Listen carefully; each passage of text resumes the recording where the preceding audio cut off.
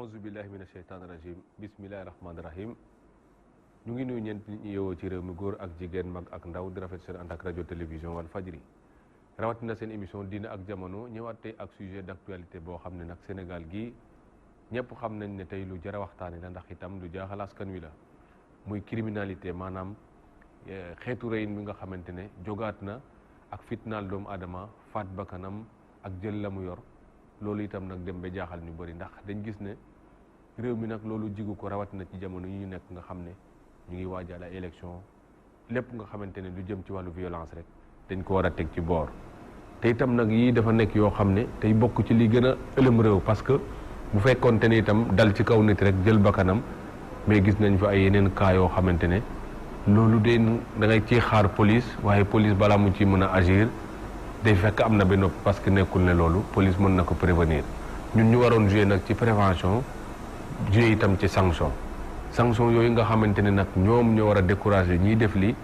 loolu itam nekk liggéey boo xamante ne liggéeyu yoon la yoon woowu nag nekk di ko def waaye itam nag bu fekkee pare na ci dañu war a socialiser aussi dañu wax détention bi nga xamante ne moom la nit kiy dund parce que bu fekkente ne peine bi socialiser wuñ ko itam nit ki bu génnee itam day nekkaat la mu nekkoon ba pare nag délinquant warta am espace warta am temps parce que bu ko amee rek remplir ko te pour ñu remplir ko nag il faut que itam ñeneen wutu leen fa te mooy élément de sécurité yoo xamante ne en permanence mobile ak immobile nga xam ne commissariat poste de police ak poste de gendarmerie ba pare patrouille yoo xamante ne itam ñooy bugg di wër loolu yëpp nag boo ko amee day fekk askanu itam liggéey ak takk der yooyu parce que seen partenaire la loolu taxoon na bañ créé fi agence de sécurité de proximité waaye bu ñu demee nag ba ñooñu itam takk ay der ba nga xam ne jàppe nañ leen police itam liggéey ba ca waroon ci seen diggante ak askan wi boo moytuwul itam kóolute ba ca waroon am dootul am tax tey ñu ne nag nañ xalaat pe xam lan moo fi dugal lii ak lan moo ko fi génnee bu fekkee ci wàllu yoon nag lan lañ mën a daan ñii nga xam ñu ngay def ñaawteef yi ba nga xam ne seen xel dootu ci dem beneen ba ca tegu itam nañ lañu anticiper ak suñ force de sécurité yi nga xamante ne dañoo professionnel ñu anticiper ci fee yu mel nii ba nga xam ne lu ci police ak gendarmerie mën a faggu ñu faggu ko balaa yu mel nii am bu fekkee itam am na nag justice des ci atte boo xam ne dina ko leeral moo tax mbokk yi ñu prier ci ay nit nag fas yéene waxtaan ak ñoom tey ci lu aju ci mbir moom maa ngi fii ak commissaire Bassamba Camara maa ngi lay nuyu. maa ngi lay fay Ousmane. di nuyu sama co-débatteurs yi di nuyu nag sama mbokk Tëngéej yi ak sama mbokk Tambacounda ndax jërëjëf du ma leen fàtte. ñu ngi leen di ziar ñoom ñëpp. maa ngi fi ak capitaine Souleymane Sidibé ancien capitaine de police Souleymane Sidibé maa ngi lay nuyu. maa ngi lay fay Serigne Ousmane. di nuyu commissaire Bassamba Camara di nuyu suñu collaborateur bi di nuyu waa Sénégal aussi bien sur le plan national que sur le plan international. ñu ngi lay gërëm di la sant Souleymane. maa ngi fi ak Abdou Khader Sanogo di sociologue Abdou Khader maa ngi lay nuyu. waaw maa ngi lay fay Ousmane di nuyu sama co-débatteurs yi di nuyu say téléspectateurs ak say téléspectatrices. de même que say auditeurs ak say auditrices di rafetlu aussi waxtaan wi ak kóolute gi. merci jërëjëf ci yow lay tàmbali sax parce que dafa am fee yoo xamante ni ci société bi la judduwaat te ci la tàmbale indi njaqare itam mooy faat bakkan yeeg dal ci kaw nit jël lam yor ak méttital ko fitna gi nga xamante ne joliwaat na ba mu bëri jàpp ne yëf yi bu fekkente ne am na fu ñu ko nattoon itam boo moytu mu ngi bugg a jéggi dayo est-ce que tey ci éléments yi nga jàpp tey téye ko nit mën naa wax ne vraiment criminalité mu ngi jógaat ci biir réew mi. man nga may ma rek peut-être que comme ci thème actualité bi la te ñu fan yi ñu génn nii mu am fi ay événements yu dramatique aussi yu fi xew nga may ma rek xëy na ma jaale soxna soosu nga xam ne moo fi wàññeeku te mu gën cee siiw parce que jàpp naa ne du moom rek am na yeneen yu xewoon Thiès je crois que presse bi jotoon nañ si ak yenn yu xew si yenn gox-goxaat yoo xam ne nii xëy na enquête yaa ngi mais mu bëggoon rek comme daf doon def politique te mu am koo xam ne nii ci ñoom ci waa PASTEF muy administrateur parti bi koy wax Birame Souleye Diop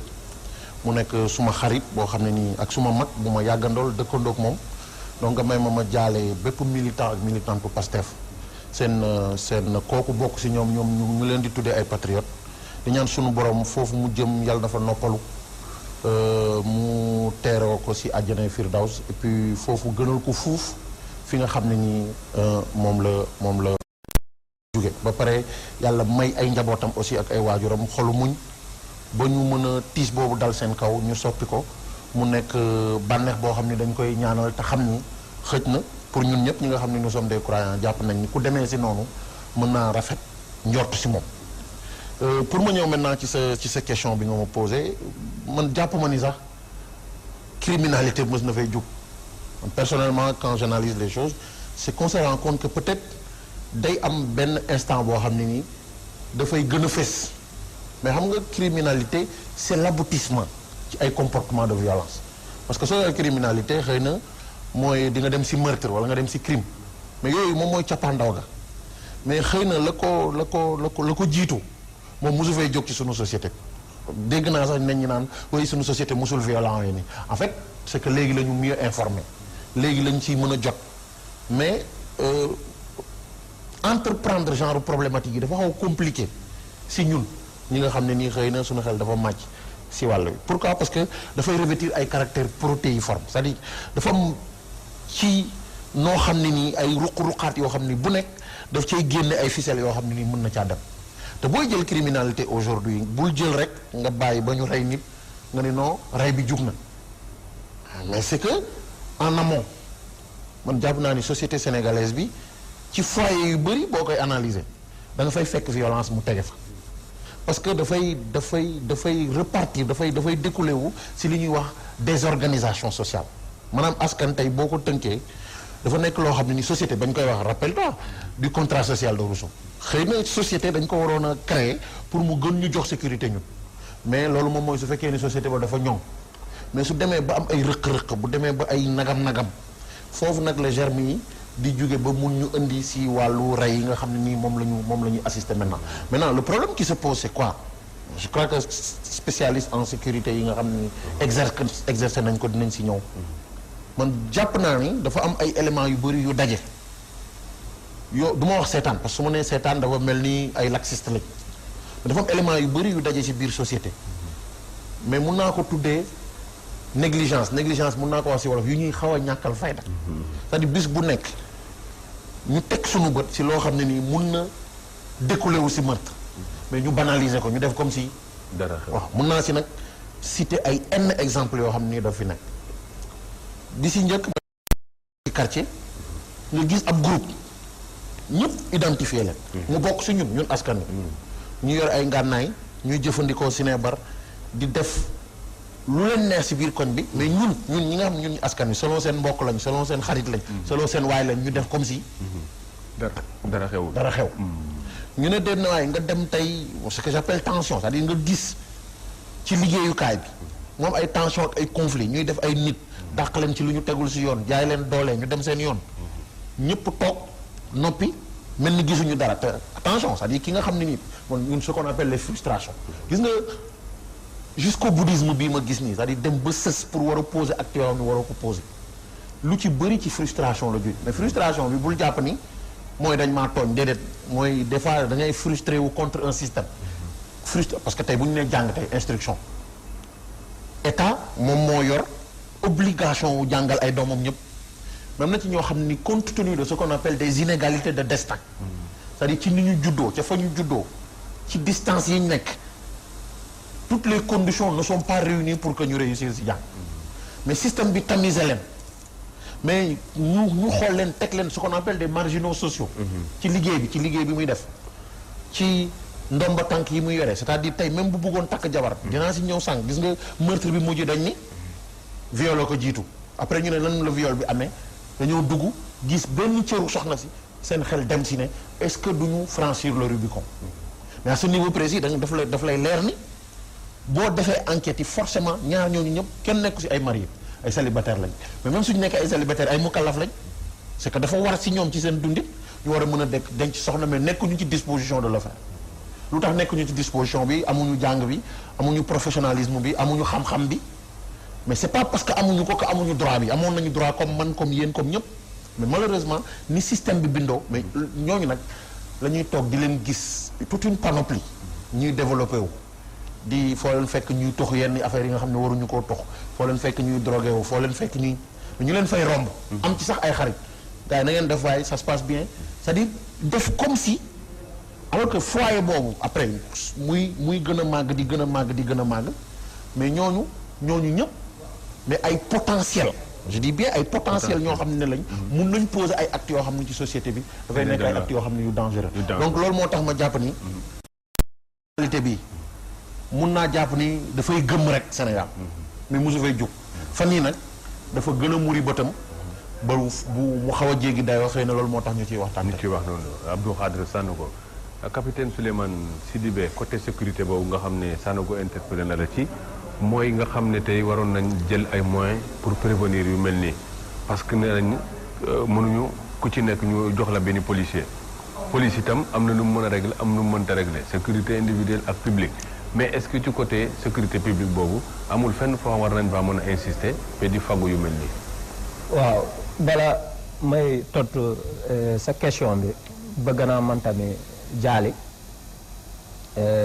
à la famille de Mariama Sagna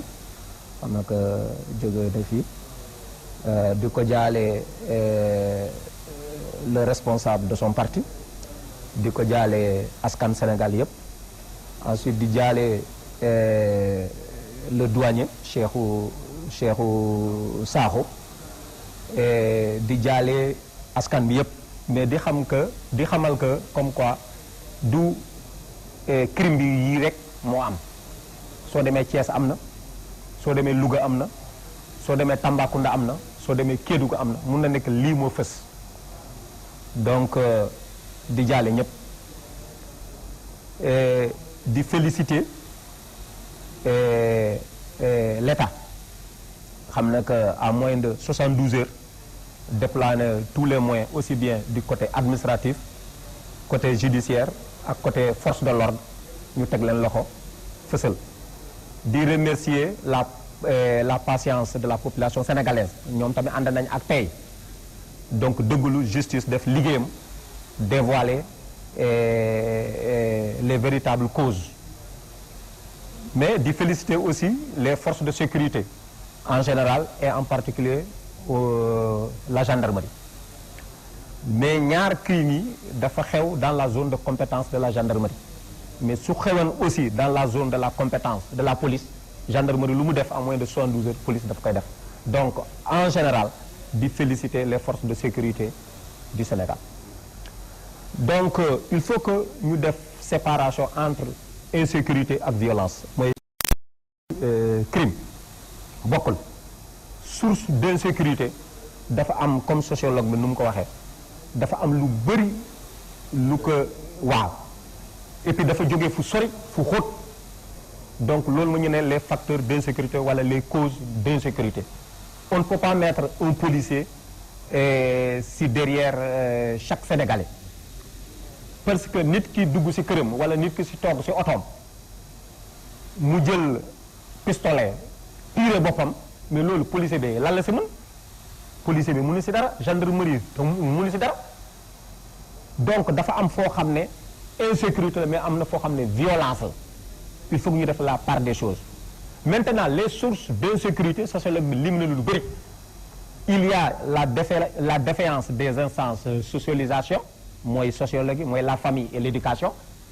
sociologue bi wax na lu bëri concernant nit boo xam ne dafa war a am droit jàng ça c'est les défaillances de l'éducation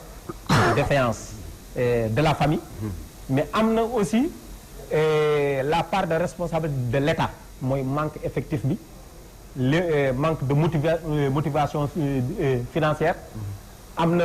manque d'éducation am na kii nu mu tudd encore problème de prime ak problème de salaire donc am na problème de proximité am na problème d'un plan national de lutte contre la délinquance loolu yëpp fu mu nekk nii mën nañu ko suubu mais suñu demee ba ci biir ñu mun ko développer ultérieurement capitaine Souleymane Sidibé commissaire Bassamba Camara tey ñu toll ci wàllu sécurisation ñu gis ne nag violence jóg na violence boobu itam nag ñu gis ne instance de socialisation yi am nañ fu ñu fayir loolu itam nag amoon loo xamante ne moo waroon ñëw combler gap boobu mooy force de sécurité yoo xamante ne ñoo yore nañ seen moyen am seen mobilité parce que patrouille beeg yooyu yëpp doon nay dimbale nit ñi ci dissuader ak yu mel noonu est-ce que tey jotul nag ñu def yëf yi priorité def ci étude bu xóot boo xam ne dinañu permettre vraiment force de sécurité yi nag ñu xool lan moo leen manqué ci boor boobu parce que jàng nañ mokkal nañ li ñuy def waaye itam dafa am lu ñu àndal ci ay logistique ak yooyu. maa ngi lay gërëm di la sant El Hadj Ousmane man tam damay may ma jaale famille ñoo fi jóge en particulier Adama Mariama Sagna ak ñeneen ñi nga xam ne tiis dal na ci seen kaw ndax bu tiis dalee seen kaw rek dal na ci ñëpp ndax vraiment li fi xew temps yi mu ngi xaw a tiital nit ñi tuuti mais damay dellusiwaat rek ci certaines causes xam nga tey dañu nekk ci société boo xamante ne elle commence à être une société de violence je crois que sociologue bi am na lu mu ci wax parce que tey lu nit def violence ci nekk violence verbale violence physique tey boo demee tey assemblée nationale nit ñi ni ñuy waxee violence boo demee ca jàkk ja bu ñu xutba violence soo demee ci éducation violence parce que termes yi sax c'est des termes violents parce que boo ñëwee tey ñu ne la ubbi tey grève tey wala yëngu-yëngal wala yëngal gësëm tout ça c'est des termes yoo xam ne yépp ça contient de la violence ñu nekk ci société boo xam ne tey nit ñi dañu yaakaar ne xëy na peut-être lu waay neex mu def parce que peut-être dañuy sentir ne peut-être il y a un certain libéralisme te dama yaakaar ne dañuy am lu ñuy jowaatle libéralisme ça ne veut pas dire liberté ou bien liberticide ndax société buñ ci nekkee dañu war a organiser wu ñii dañuy def lii ñii di def lii ñii gëm lii ñii gëm lii mais tey boo xoolee sax tey ci comportement nit ñi da ngay gis on commence même à stigmatiser les gens par rapport à leur appartenance tey li nga xam ne dafa nekk ci constitution bi tey ñëpp dañ ko jalgati parce que la constitution sénégalaise elle est très claire on ne doit pas s'identifier à une race une religion une confrérie une ethnie ak yu demee na mais loolu yëpp tey dañ ko jalgati dañu ko jalgati ñëpp la en particulier sax les intellectuels donc muy loo xamee ne tey nit ñi war nañ def une société sénégalaise bi tey dafa nekk une société boo xam ne dérégulée une société boo xamee ne tey nit ñi dañu jàpp seen bopp comme pratiquement ay bàyyi ba ndax booy wax ak nit salaamaaleykum yëg si na paaka jam la wala mu wax la loo xam ne lu naqari la te loolu aussi je crois que nous tous nous sommes responsables à commencer par la famille parce que tey éducation bi ñu war a jox suñu nit ñi joxuñu leen ko les gens ont plus certaines familles donc ont plus ou moins démissionné loolu moo war a ne sociologue wax la tey da ngay nekk dans un quartier sa voisin ay doomam di def loo xam ne su dul noonu mais doo ko ñemee signaler pourquoi parce que yaa ngi jéem a préserver le bon voisinage tey boo demee ci quartier yëpp ngay gis tey que ça soit les quartiers résidentiels ou bien les quartiers populaires partout jeunes yi ils s'adonnent à la drogue ou bien à des vols avec violence li ñuy wax agression am na bërëb yoo xam ne nit mënut faa dem mais loolu yëpp aussi c'est parce que les gens ne sont pas responsables les gens sont responsables de ça force de sécurité yi nag damay dëggal li capitaine wax vraiment dañu jar féliciter parce que il est vrai que aujourd'hui am na lu ñuy wax sentiment d'insécurité parce que nit ñi peut-être xaw nañu tiit mais ni ñu tiitee par rapport ak li nga xam ne ñun moom les forces de sécurité li ñuy def xaw na ute am na am na différence parce que booy xool statistiques yi ñuy def le taux de criminalité a baissé de presque 35% diggante 2017 ak 2018 35% parce que am na kii yu bëri yoo xamante ne am na ay faits délictuels yoo xam ne yëpp am nañu réponse tey mën naa la wax ne il y a beaucoup de bandes yoo xam ne qui ont été neutralisées mooy bande bi nga xamante ne ñoo nekkoon ci autoroute bi ñooñu nga xam ne boo daan jaar autoroute diggante 3 dañ daan def xeer yi ba pare def ci ñax ak yu demee noonu ils ont été démantelés il y a une vingtaine de personnes jàpp nañ leen ñen nekkoon ut fële nu mu tëdd Corniche Ouest jàpp nañ leen am na benn cité boo xam ne ñoo wax turam fii te ñoo waa dëkk bi def naa ne Potou lañ ko tudde mais am na terme boo xam te nit ñi xam nañ ko mais c'est un terme boo xam ne neexu la wax ci télé cité boobu c'est la même chose au niveau de la banlieue aussi am na ay effort tey crime yi am tey ça se situe comme ni ko capitaine bi waxee dans une zone boo xam ne bon moi en tant que policier bon c'est une zone boo xam ne quand même c'est secteur de gendarmerie mais quand même tey dañu nekk ci position boo xam ne parce que tey état bi dafa am loo xam ne une loi bu mu indi mooy la loi d'orientation pour la sécurité intérieure la LOSI nga xam ne dafa ëmb lépp globaliser lépp donc tey force de défense et de sécurité parce que léegi sax waxtuñu police gendarmerie nanga dañ naan force de défense et de sécurité parce que tey li am mooy la nu mu tuddati dañuy mutualiser et les effectifs les personnels et les moyens loolu moo tax tey loolu mënuñu mën a may rek ñu mën a def ay réponses vigoureuses à certaines questions donc liées à la sécurité tey jii au niveau de la police moo xam ne moom laa gën a xam am na ay efforts considérables yu nit ñi def en termes de capacitation en termes d'équipement en termes de recrutement kooku moom c'est très clair évidemment loolu du doy comme ni ko capitaine waxee on ne peut pas mettre un policier derrière chaque citoyen mais état bi mi ngi def effort yoo xam ne mi ngi def effort mais nag des na parce que aussi insécurité zéro amul ci benn pays tey jii boo demee États-Unis moo xam ne mooy la plus grande puissance du monde tey taux de criminalité bi fa am moo ëpp foofu fii tey boo demee Afrique du Sud presque toutes les 30 secondes il y a un viol ou bien un cas de viol wala cas d'agression wala cas de meurtre ainsi de suite te ñooñu ëpp doole tey booy xool Sénégal tey insécurité bi am foofu ñun yàlla dimbali nañu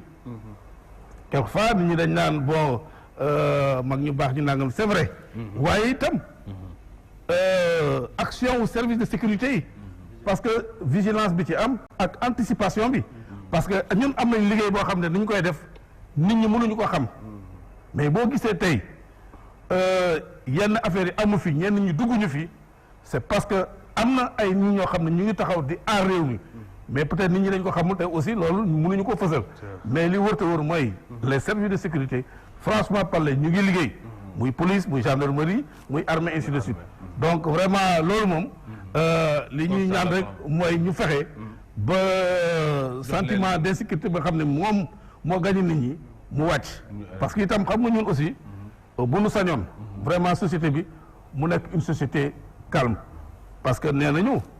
il peut pas y avoir de développement sans sécurité tey bu fekkee ne réew mi dafa am insécurité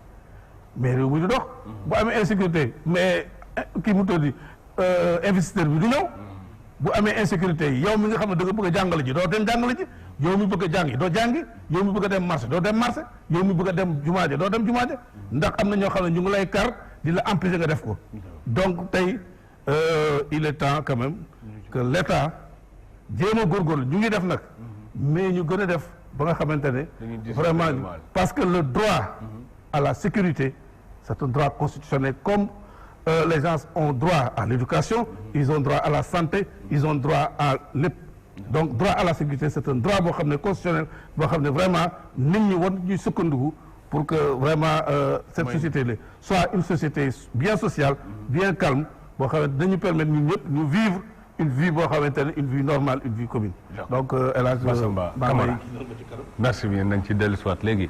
Abdou Khadre Sanogo parce que effet yi boo xoolee niñ ko souligné ñoom ñëpp meurtre bi nga xamante ne moom lañ def ci kii di Mariam nga xam ni itam gis nañu démb rek encore ci Kër Massar googu à 20h ñu jëm fa nit paaka ba mu ngi diggante dund ak dee mu nekk cas d'agression yoo xamante ne da nga koy gis atrocité ba ak yooyu da ngay ne léegi buñ xesee vraiment ba déterminer les facteurs comme ni nga ko waxee après ñu constater aussi les faits délit bi aussi dañ ko war a sanctionner est-ce que sanction yooyu aussi ndax niñ koy defee mu adapté wul dañ ko war a changer wala sanction yi vraiment mën na tey répondre li nit ñi xaar ci wàllu vraiment daan yi nga xam ñoo war a décourager ñoom. en fait comme état moom moo yore monopole ce qu'on appelle monopole de la violence légitime en fait bëgg naa rek ubbi prox ndoll bu ndaw c'est que souvent il faut que ñu xam ni je crois que mon commissaire wax na ko léegi c'est très difficile nga lutter ak ay phénomènes yu mel ni phénomène de violence parce que c'est ancré en nous il faut aussi nit ñi xam ni mer ñëpp a koy def xuloo ak ñëpp a koy def très vite agressivité bi nekk ci yow après les choses dégénèrent mais pour man sanction yi si état la si ndoddam la reposer wu d'abord en quoi faisant c'est que ce qu'on appelle l'enseignement de la culture de la peur ci ñi nga xam ne nii ñoom ñooy poser acte yu mel noonu ak ñi ko posé wul état la war te ci biir man sanction yi sax du man pour man dafa dépasser ay 5 ans 6 ans 7 ans ainsi de suite c'est que juum ñëpp a koy def rëq-rëq ñëpp lay dab mais dama jàpp ni tëgg bi ñu war a tëgg ku ñu tëj ci biir kaso moo des souvent da nga fay génn au lieu que nga jàpp ni war naa mën a soppeeku nga génn fa avec encore une plus grande dose de frustration parce que fa nga tëdd respecté wuñu say àq ak say yelleef attention il n'est pas dit que def nga naka sudul noonu que suñ lay tëral fi ñu la war a tëral suñ lay jox li nga war a lekk suñ lay faj ainsi de suite c'est il va falloir que nga perdre sa humanité ak sa socialité pour poser yenn actes yi mais noo koy perte mais da ngay dem ba à la limite vous vous dites ce qu'on appelle c'est-à-dire maa ngi dund nii mais en réalité ils m'ont tout pris li nekk ci man war maa def nit jël nañ ko ba pare jël nañ sama dignité jël nañ suma ngor yàq nañ sama yenn cër physique c'est ça en fait gis nga sanction du ay tëj la dóor la ainsi de suite mooy il faudrait que aussi approche yi ñu changer ko à mon avis c'est-à-dire instant bi ñu la tëjee et ça aussi il faut le reconnaître am na ci force de défense et de sécurité yi ñoo xam ne nii mais ils sont très très bien formés ci ni ñuy waxtaan ak yow ci approche ci discussion yi mais dañuy gis dañuy dem ba yow ci sa bopp ñu pousser la à ce que nga am ay remords mais ça dépend de comment ils ont été traités là-bas c'est-à-dire war na am ay modules de formation yu ñu intégré ci seen biir tëj selon que 10 ans la selon que 5 ans la ça parce que kenn dafa def crime parce que le problème du gravité crime bi mu def ñun ñëpp d'accord nañ ni déjà man jàpp naa ni pour surtout nous les croyants dina jamono lañ nekk am na loo xam ne bis boo ko defee ci jër bakkanu nit waxuma la sax balaa ay tribunal wala police wala nga ciy dem kasoog yooyu am na luy intervenir entre sa diggante ak sa borom yow ci sa bopp muy cas de conscience bu nekk si yow suñu la xasee ba tëj nag mais dañ la war a mën a permettre gis nga ñi ñuy tëj noonu délinquants yooyu noonu soo demee si yenn pays dañ leen di utiliser encore pour ñu lutter contre ce genre de phénomène parce que ñoo ko pratiquer ñoo ko dund ñoo xam danger bi ci nekk boo demee aux États-Unis aujourd'hui dañ lay tëj 10 ans nga génn ñu jox la ngay def ay conférences ci université yi pour dire aux jeunes attention yoon bi du fii attention lii moo leen ci mën a fekk dara jaru ko parce que kaso neexul mais day dépendre ci comment ils ont été traités sanction bi dafa dépendre peine bi xam nga yow sanction nga wax mais ñun on insiste beaucoup plus sur la peine mais aussi même suñ la tegee 10 ans ñu ne la yoon lii la teg 5 ans yoon lii la teg mais taxul aussi mais en tant que nit say ak say yelleef ñu war koo mën a nasaxal te malheureusement il faut le dire waxuma sax Sénégal dama ko dépassé soo ñëwee ci zone africaine yi mais déjà boo jugee biir kaso bi rek na je te jure yow mi nga da ngay fàtte ne sax kii ngay certifié nit la rey parce que tu te dis mais donc même si warul mën a mérité ci mais ñu ne la non am na ñoo xam ne dañuy rang pendant 24 heures pour mën a def pipi nga yeewu suba ay rang la ba 19 heures la sa tour di jot dégg nañ beaucoup de prisonniers le dire je crois que d'abord il faudrait que cadre yooyu nga xam ne nii foofu lañ leen war a yaree pour jubbanti leen ba ñoom seen xel ak seen xalaat yëpp ñu ne lii de bu ma ci delluwaatee du ma ko mës a def mieux ñu war a mën a nekk ay citoyens modèles suñu génnee foofu c'est-à-dire di poser ay actes yoo xam ne ni day nekk ay actes de ay travaux d'intérêt généraux c'est-à-dire nga génn ne man ci sama bopp maa créé association pour lépp lu jëm ci criminel parce que mus naa koo def nekkoon naa délinquant xam naa ni amul njariñ je suis désolé ci ni ñu tëggee suñu lieu yi nga xam ni foofu la ñu war a jubbantee nit ñi doo fa génnee ci jubbantiku da nga fay génnee ci ak mer boo xam ne nii xëy na d'ailleurs y a beaucoup de récidivistes da ngay génn ñu def la 3 ans nga defaat beneen ak ñu doolaat la 3 ans mais su doon kaso ba am na njariñ soo génnee doo ko def mais jàngaluñu la fa métier bu tax ñuy wax waxuma ñëpp mais jàngaluñu effet du métier bi rek je crois que gis nga li ñuy wax nii si sunu ñun discipline yi ñu fi invité ay anthropologie ay psychologie ay mais nañ permettre ñi nekk si biir nga xam ni amuñu woon diplôme pour dem jàngi ji ci biti université yi ñu dugal fa module yi mais prisonniers yi toog ñu déglu lan mooy psychologie lan mooy sociologie lan mooy anthropologie nan ngay mën a defee ba voilà ba nga jubbantiku ba nga repentiru ñu dugal fa ustaas yi dugal fa prêtre yi ñu jàngal leen seen diine ñu xam ne rey nit lan la ci sunu borom wax ñu xam ne rey nit lan la ci église wax ba bu ñu génnee foofu ñu nekk finalement da ngay am impression que sax dañ naan man yéex naa dugg fii parce que su ma fi duggul woon du ma mën a jubbantiku mais paradoxe nag man laa gis de plus en plus maintenant ñu lay condamné soo génnee ci nga gën a mën a defaat njombe loolu nag questionnement bu ñu war a mën a poser la si ñi nga xam ni ñoom ñoo yor secteur yooyu ñoo yor secteur yooyu Abdou Khadir Sanogo Souleymane Sidibé force de sécurité yi Sénégal ku ne xam na ne seen xarañ moom dem na ba ci vraiment comme ni nga ko waxee en 48 heures rek wala lu ko moyen mën nañoo def ñaawteef bi léegi mu des nag ci façon anticipation bi nga xam ñu ngi ko daan def seen liggéey itam askan wi ñoo ko doon facilité waaye dafa mel ni dafa am rupture boo xamante ne tey dafa am ci diggante askan woowu ak police bi nga xam ne seen liggéey dafa mel ni lu gën a jafe mais pour ñu anticiper ci yenn fay yi sax day xaw a jafe. waaw rupture bu am diggante askan bi ak police. maa ngi fàttali depuis 2 ans commissaire Bassamba Camara wax na ko mooy la loi d'orientation sur la sécurité intérieure mooy LOSI. boo xam ne président woo na acteurs yëpp gars yi réfléchir ba créer un document mais malheureusement cette loi n'a pas été votée jusqu'à présent donc commissaire wax na ko moo waroon def synergie entre toutes les forces de sécurité nga xam ne que kenn du waxaat gendarmerie kenn du waxaat police mais dañu ne force de sécurité donc nit yi du ñu waxaat encore zone de compétence dans ce cas police mun na wàcc zone bi comme gendarmerie mun na wàcc zone bi mais malheureusement cette loi là n'a pas encore été votée lu ma bëgg a wax rupture boobu entre la population et les forces de l'ordre loi boobu mooy loi LOSI boobu loi d'orientation daf ko intégré parce que dafa décider pour mooy la police de proximité mooy l'agence à la sécurité de proximité rôle boobu la waroon jouer c'est-à-dire rupture bu am diggante population ak force de l'ordre agence de proximité ASP boobu su ñëwoon foofu daf koy relier day nekk trait d'union day nekk un cordon ombilical mais malheureusement l'ASP a changé de trajectoire donc l'ASP a échoué lamentablement donc finalement population bi day sentir que moom bokkul ci police alors que population bi ak police dañu war a nekk des partenaires di waxtaan lu ñu gisul ñu inventé ko ñu communiqué ko commissaire wax na ko ñoo xam ne ñu ngi ci koñ def foofu groupe sa doom lañu sa rakk lañu ñuy def lu loolu mais da nga ne sama yoon nekk ko ci alors que ça ne devait pas être le cas ça ne devait pas être le cas nit yi war nañu woo ñu ne loolu def yi ngeen wootee bi mais li yëpp soo ko sumbee mooy les sources d'insécurité mooy état moo yore monopole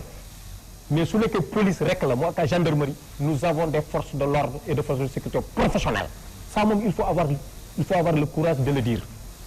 et puis depuis 5 ans 6 ans 7 ans 8 ans état mi ngi def jéego bu fort extrêmement important donc police am na doté nañu ko moyen police ñu ngi recruter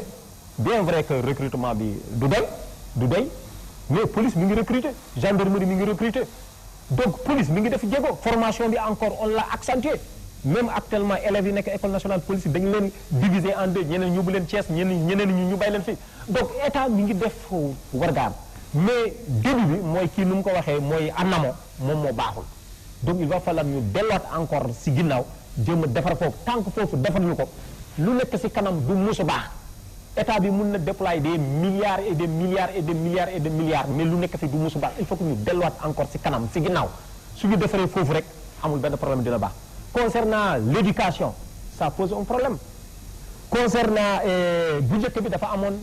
si école yi dans les années 66 67 ñu koy ne IC l'instruction civique mooy da nga ñëw 8 heures balaa ngeen di dugg ay géographie ay mathématiques dañuy ne IC l'instruction civique ñu jàngal xale yi lan mooy instruction civique ñu jàngal xale yi lan mooy la citoyenneté mais léegi loolu yëpp fu mu nekk de disparaître na et ensuite il y a maintenant l'exclusion da nga gis quartier yoo xam ne soo demee soo leen laaj amuñu courant gisuñu benn structure état ñoom dafa mel comme bokkuñu ci état bokkuñu ci Sénégal alors quartier yooyu au moins war nañu gis benn dispensaire ñu xam ko ñoom ci état la ñu bokk mais da ngay gis si quartier yoo xam ne wala village yoo xam amuñu courant amuñu ndox gisuñu benn structure étatique mais ñun dafa mel comme bokkuñu ça c'est l'exclusion lu koy indi encore mooy la frustration moom mi ngi fii si Sénégal au plus haut niveau donc frustration boobu il faut que ñu faj ko tant que fajuñu ko c'est une source d'insécurité donc ensuite leneen loo xam ne fu mu nekk nii indi mooy le problème de motivation temps yi dégg ngeen problème yu am Ziguinchor concernant les primes Ziguinchor mun nañu ne c'est une zone entre guillemets de guerre donc ñu nekk foofu da nga leen jox seen prime soo leen joxul seen prime moom mooy indi source d'insécurité loolu mooy problème fondamental donc l'État doit vraiment revoir maintenant sa copie mooy loi bu ñu def noonu il faut que ñu appliquer ko donc dina boole tous les acteurs mais lu gën a ëpp solo mooy population ak police il faut que ñu am confiance mutuelle mais boobu il faut que mu am trait d'union mooy ASP a vraiment échoué lamentablement parce que soo gisee ASP depuis bu ñu ko créé ba léegi l'État a injecté 40 milliards ça il faut avoir le courage de le dire depuis 2012 l'État injecte des milliards et des milliards et des milliards et des milliards sans résultat donc soo jëlee 40 milliards nga jox ko benn structure pendant 6 ans war nga def bilan wala nga def évaluation parce que xaalis bi nga ko jox du xaalis Demba du xaalis Pathé xaalis population sénégalaise mais 40 milliards boobu suñ ko joxoon police jox ko gendarmerie jox ko sapeur-pompier état bi mën na am possibilité sur les 600 communes man mosoon naa ko proposer fii 600 communes mu def un poste de police et les communes seront chapeautées par des commissariats urbains c'est bien possible parce que 40 milliards bu ñu jox ASP suñu jëlee 20 milliards ñu jox ko ministre de l'Intérieur sur les 600 communes et fu mu nekk ni mën nañu def foofu des brigades de gendarmerie fu mu nekk ni ou bien des postes de police et chaque maintenant département aura maintenant un commissariat urbain et chaque région maintenant aura un commissariat central loolu la ñu waroon def et ensuite recrutement bi moyen bi ñu jox leen ensuite motivation parce que lépp loo gis fu mu nekk nii man mënu ma nekk fële toog du ma am prime du ma am dara sama jabar di ma woon ne location bi fayuma ko borom kër baa ngi fi bëgg na fa donc c'est un problème de motivation donc l'État a débloqué pas mal de moyens mais il n'y a pas de suivi il n'y a pas de bilan il n'y a pas d'évaluation et loolu ça pose un problème mais frustration moom muy indi en général des problèmes de crime parce que nit yi léegi amuñu confiance police amuñu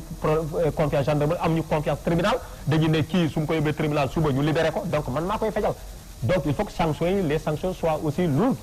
donc voilà tout donc pour wol leen au moins que lii soo ko defee lii moo lay si fekk ci sanction yooyu nga xam ne ñu ngi koy def mais balaa sanction bi toujours dañu naan ana force de sécurité mais force de sécurité aussi mos ta ñàkk a def liggéeyam ci Sénégal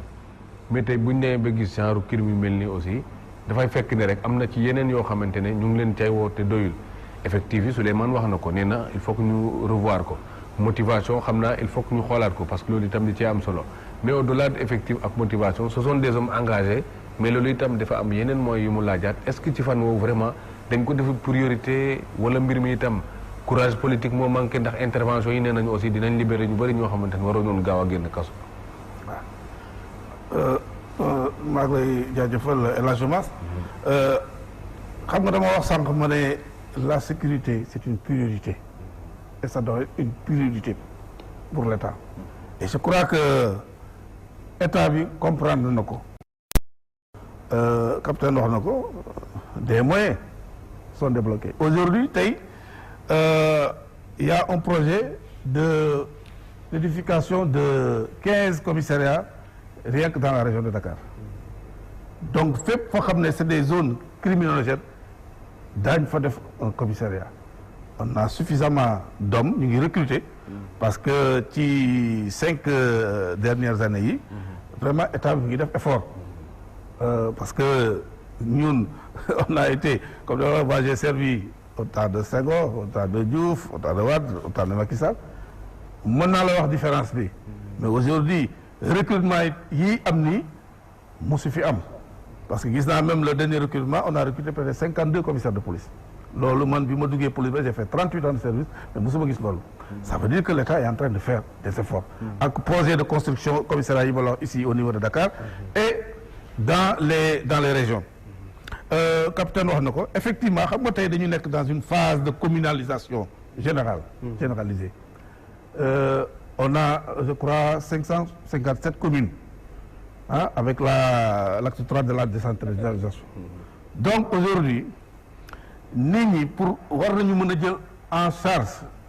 seen problème sécuritaire comment en créant par exemple des polices municipales mu nekk des polices de proximité parce que police municipale amoon na fi sax mais après dafa dem di ko bàyyi ñu di ko bàyyi ba mu dee parce que voilà ça bi ñu ko jëlee woon c'était juste après la radiation de 87 bon il fallait trouver un palliatif c'est la ñu créé cette police municipale mais en fait normalement war nañu mën créer des polices municipales yoo xam ne ñu nekk foofu mu mooy proximité au lieu que par exemple ou bien en plus les maires recrutement politique booy def nga xam ne peut-être xëy na ñooñu duñu la bari njariñ mais mën nga recruter recrutement boobu nga féetale ko fenn def créer police municipale waaye parce que fu nekk par exemple dans chaque commune dans les 550 même communes yu ndaw yi war nañ fa mën a def une police waaw bu ko defee les gens seront là xam ne vraiment li ñu soxla vraiment état bu ngi koy def tey yaa ngi wax sànq les rapports entre la police et la population dama wax ne gis nga le policier sénégalais il n'est pas gabonais il n'est pas congolais il n'est pas zambien il est sénégalais il est issu de la société sénégalaise sociologue bi du ma weddi donc les tares de cette société sénégalaise moom la ñuy indiwaale donc aujourd'hui il est temps que li ñu war a def sensibilisation bi dafa war a déjà commencer à la base parce que les jeunes yi nga xam ne ñooy dugg police tey ci société boobu lañ jógee su fekkee te ne am nañ sensibiliser leen wax leen ne lii duñu ko def et cetera nga tàggat leen d'une telle façon que bés bu ñu ñëwee ba nga xam ne recruter leen au moins déjà en amont dinañu xam ne lii waruñ ko war a def te bu ñu duggee ci police dinañ ko def c'est le même cas avec les étudiants barki dama gis naa président muy wax étudiants yi mu leen ñi nekk fii après demain yéenay naka effectivement c'est la même tey boo demee école de police du plus petit agent de police jusqu'au commissaire de police ñoom ñoo étudiant université lañ jógee ñëpp université lañ jógee donc tey dama doon waxtaan ak keroog benn un jeune commissaire boo xam ne je l'ai connu bon bi may nekk kii bon il était encore nekk ci droit de l'homme yi ba gis ko léegi il est devenu commissaire de police parce que bu ñu daan jàpp nit ñi day ñëw voilà père nangam naa institut ma ne ko voilà léegi na dugg nga ci kër gi yéen normalement vous devez pouvoir nous faciliter la tâche parce que seen xam nga étudiants yi li ñu daan dañuy wale seen i jikko depuis le lycée dans les Fosco après les assemblées générales et cetera donc yoolu yëpp nga xam ne dañ koy indiwaale ko ci biir police bi police nag li muy def mooy xam nga nit ki quand il a 21 ans il a déjà un caractère trempé te mënutoo ko changer c'est difficile quelqu'un peut être dans la police bon 2 ans lañ lay formé yow mën ngaa dugg ci police bi ne cel fekkee da nga am jikko boo xam ne du noonu ne cel ba am li ngay am na daal di génn boo génn nag comme ni ñu koy waxee ci olof nga war a sa jikko donc tey dama wax ne les jeunes policiers là tey war nañu mën a comprendre ñoom ak les étudiants war nañu mën a neexoo parce que c'est les mêmes personnes c'est les gens yoo xam ne ñoo doon sànni xeer barki démb qui sont retrouvés de l'autre côté donc tey bu ñu toogee ba jàkkaarloo war nañu mën a waxante parce que normalement vraiment je pense que parce que ñun ñëpp ay sénégalais lañu bon day arrivé peut-être comme ñun la police c'est pas comme l'armée ñun on n'a pas des ennemis devant nous peut-être li ñuy wax on a des citoyens égarés momentanément yoo xamante ne dañ leen war a indiwaat tu vois xam nga boo demee armée moom boo taxawee ennemi da nga koy neutraliser c'est-à-dire c'est le terme bu gën a rafet mais en fait neutraliser c'est éliminer tu vois li ñuy def mooy fexe socialiser voilà ba fexe daal bon dans le cadre de maintien de parce que tey boo gisee tey gis nga police tey bu demee dans une opération de maintien de l'ordre ba mu am benn mort c'est un échec parce que police buy dem normalement dafa war a dellu si indem warul gaañ nit warul rey nit bu amee meurtre wala mu am kii rek yaa échec donc loolu yëpp dañu ko war a jël en charge te ça c'est au niveau au niveau de l'école ñu ngi koy def.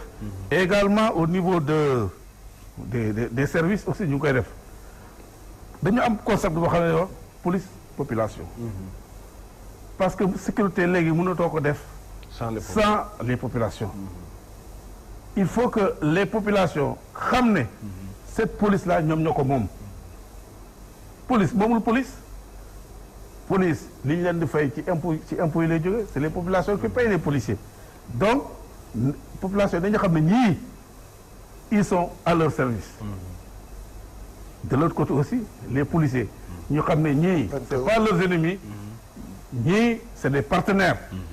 tu vois war nañu mën a toog loo xam ne di mën a waxtaan. tey jii je crois que ça léegi ñu ngi koy commencer di def parce que tey damay gis par exemple les discours yi les chefs de police wala chefs de gendarmerie discours yi def yëpp tey la ñuy wax mooy fexe rapprocher la police bien la gendarmerie des populations. parce que loolu aussi. bu amul parce que mënuñu créer un mur entre la police et les populations. bés boo ko defee rek ça veut dire que indi nga stigmatisation indi nga division te bu boobaa day indi une société boo xam ne. te c'est pas ça qu'on demande. Le Sénégal est indivisible. donc ñun ñëpp li ñu war a œuvrer mooy fexe ba ñu nekk dans un cadre. boo xam ne comme ni ñu koy waxee vivre dans une communauté. ñu xam ne ñun ñëpp dañ ciy nekk parce que loolu la société bi laaj. parce que société boo gis mu am société violente. nit ñi xeexoo guddeeg ba ca suba ngoon mais société mënu développé wu. donc vraiment il faut que les gens comprennent que police ak population benn lañu. après ñu créer nag les conditions de mobilité. voilà les conditions éléments de police aussi. tey jii am na loo xamante ne au niveau par exemple de la direction de la sécurité publique ak bi ay opération de sécurisation. chaque semaine dañu koy def. chaque semaine ñu ngi def opération de sécurisation ñu ngi génn ñu ngi def ainsi de suite tey boo gisee. dans les carrefours di nga gis ay oto yoo xam ne ñu ngi taxaw loolu yëpp ñu ngi koy def et ensuite am na système yoo xam ne ñuy indi mooy vidéo surveillance bi yëpp ñu ngi ci phase test yi ñu koy def nga xam ne tey toute la banlieue va être dotée de cela nga xam ne fu waay toll parce que on a déjà formé les ingénieurs qu'il faut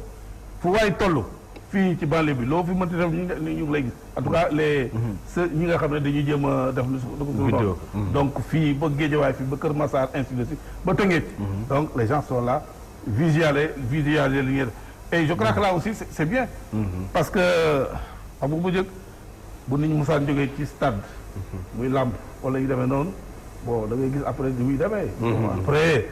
scène de violence ñu ngi xeexoo ainsi de suite police ni mu daan def sax da leen di accompagner da ngay gis policiers yi jógee bu dee di ànd ak ñoom ñii dañuy dem ba à tel endroit taxaw ñeneen jël institution ñuy yóbbu bu fekkee ne Guédiawaye ñuy dem ba ex ñoom di leen pousse pour que mu bañ a am ay dérapage donc cela veut dire que vraiment sur le plan professionnel les forces de défense et de sécurité ñu ngi def la ñuy def mais ni ma ko waxee rek des na le capitaine souligné ay problèmes yoo xam ne xëy na peut-être bon c'est un peu compliqué ma di ko wax fii bon ay motivation incident na même problème motivation yi nga soulevé sax au niveau de délégation comme ni ma la wax rek c'est des jeunes yoo xam ne ils viennent d'arriver ils ont encore cette mentalité d'étudiant cette mentalité de revendication oui mais au fil du temps bu ñuy dem ils vont comprendre que yëf yi du noonu revendication yi nga daan def nga xam ne bu ñu la musaan jox mburu nga ne mburu bi baaxul nangam naa ainsi de suite loolu xam nga boo ñëwee nga def 2 ans nag nga génn rek ainsi de suite tu as encore ça tu vois mais bu ñu demee ba ci biir ils vont comprendre que du noonu et puis bon les autorités vont trouver une solution pour vraiment essayer d'aplanir ces choses-là ça c'est des choses yoo xam ne c'est vrai de l'avoir souligné mais je pense que c'est bien autorités yi ils en ont pris conscience daañu fexe dañu fexe ba régler loolu nga xam ne ëllëg ci biir vraiment on va apaiser cette chose parce que mënoo am des forces de sécurité déjà xam ne qui sont démotivées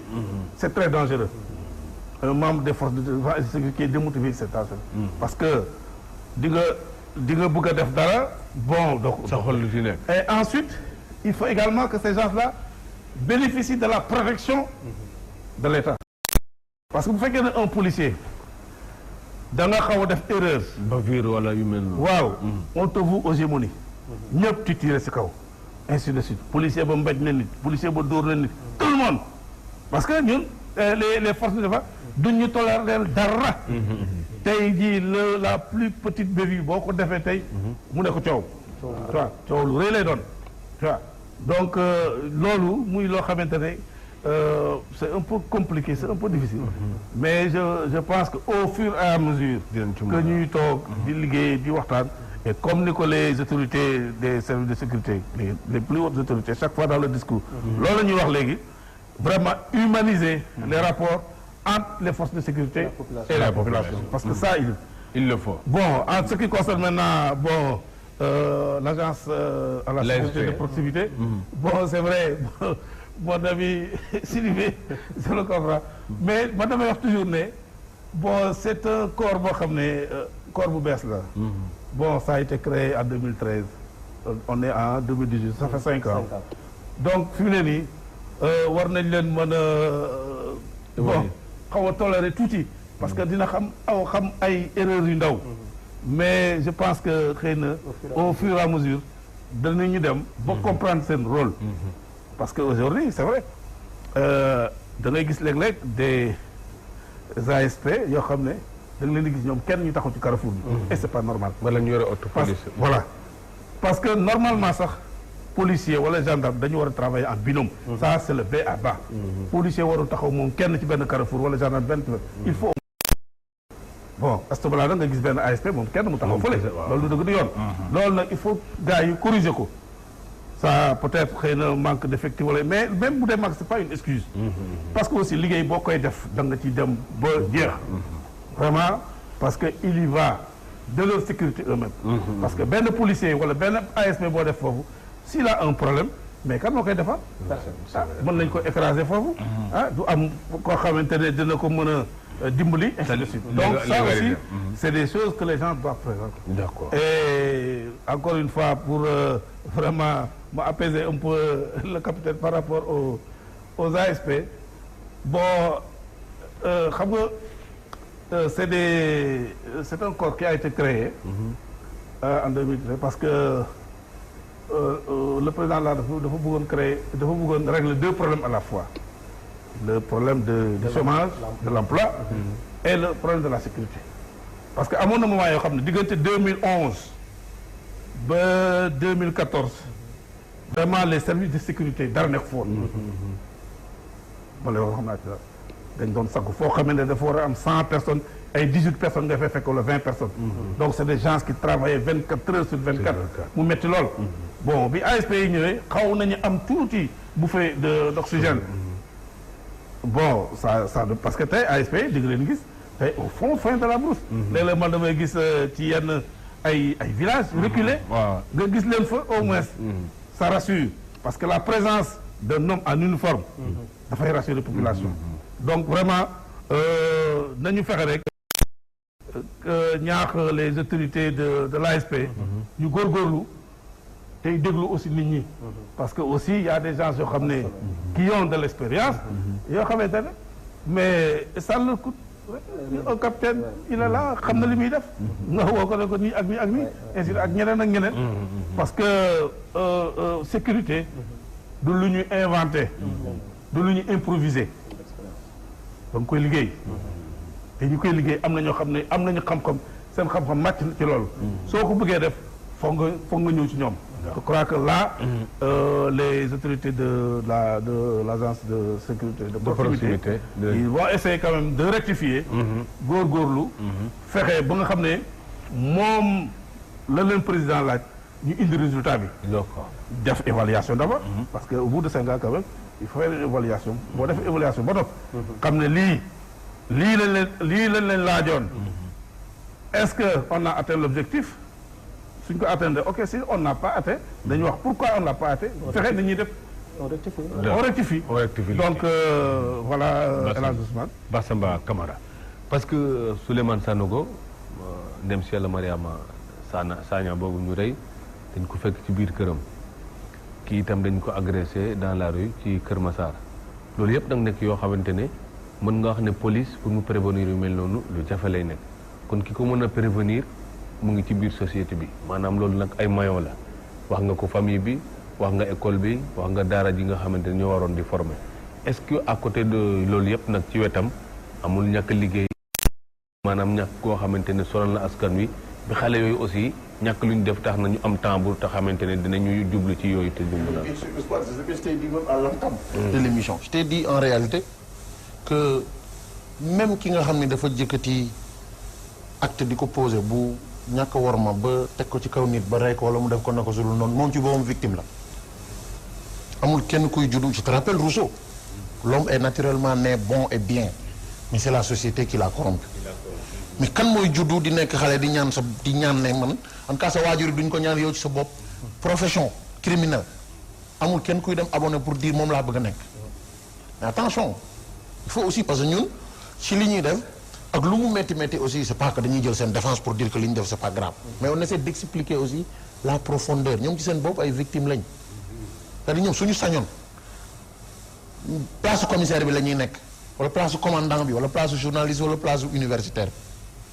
c'est ce que j'ai appelé tout à l'heure ay inégalité de destin c'est-à-dire bu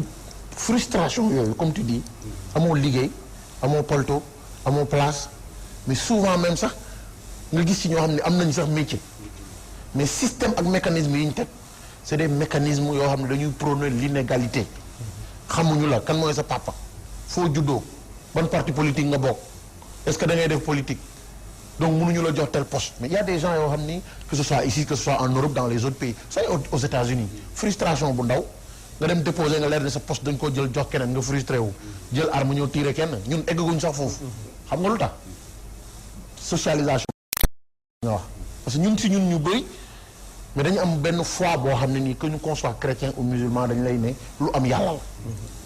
peut-être que ñenn ñi rek ñoo ciy rëcc en tant que de brebis galeuses même na koo xam ne day xëy suba ba ngoon di julli heure waxtoom di dem église te pourtant du am sax lu mu lekk mais du tax mu ne dama war a foqati alalu jàmbur parce que daf naan la loolu du dignité du ngor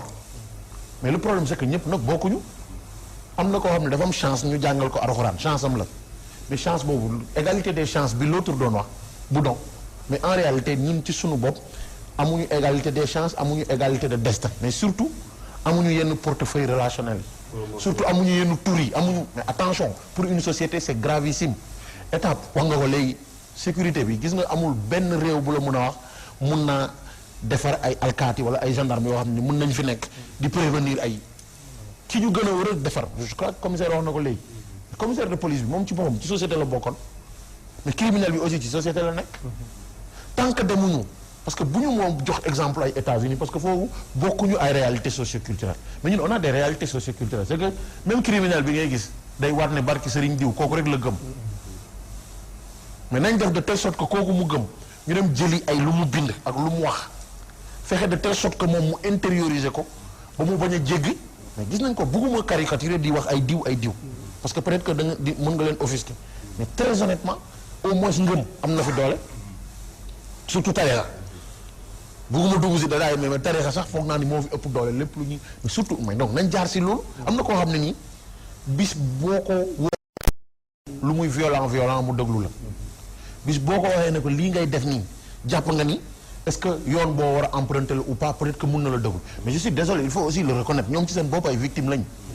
joxuñu leen jàng bi ci war mais kan mooy nekk avocat wala nga nekk magistrat wala nga dem naan da ngay jéem agressé nit pour jël 100 francs wala 200 yow yaa ngi ne siiw def sa liggéey fin du mois jot ñu fay la nga dem yor sa njaboot man na koo xam ne nii su wàccee amul abri bu mu mun a dëkk moom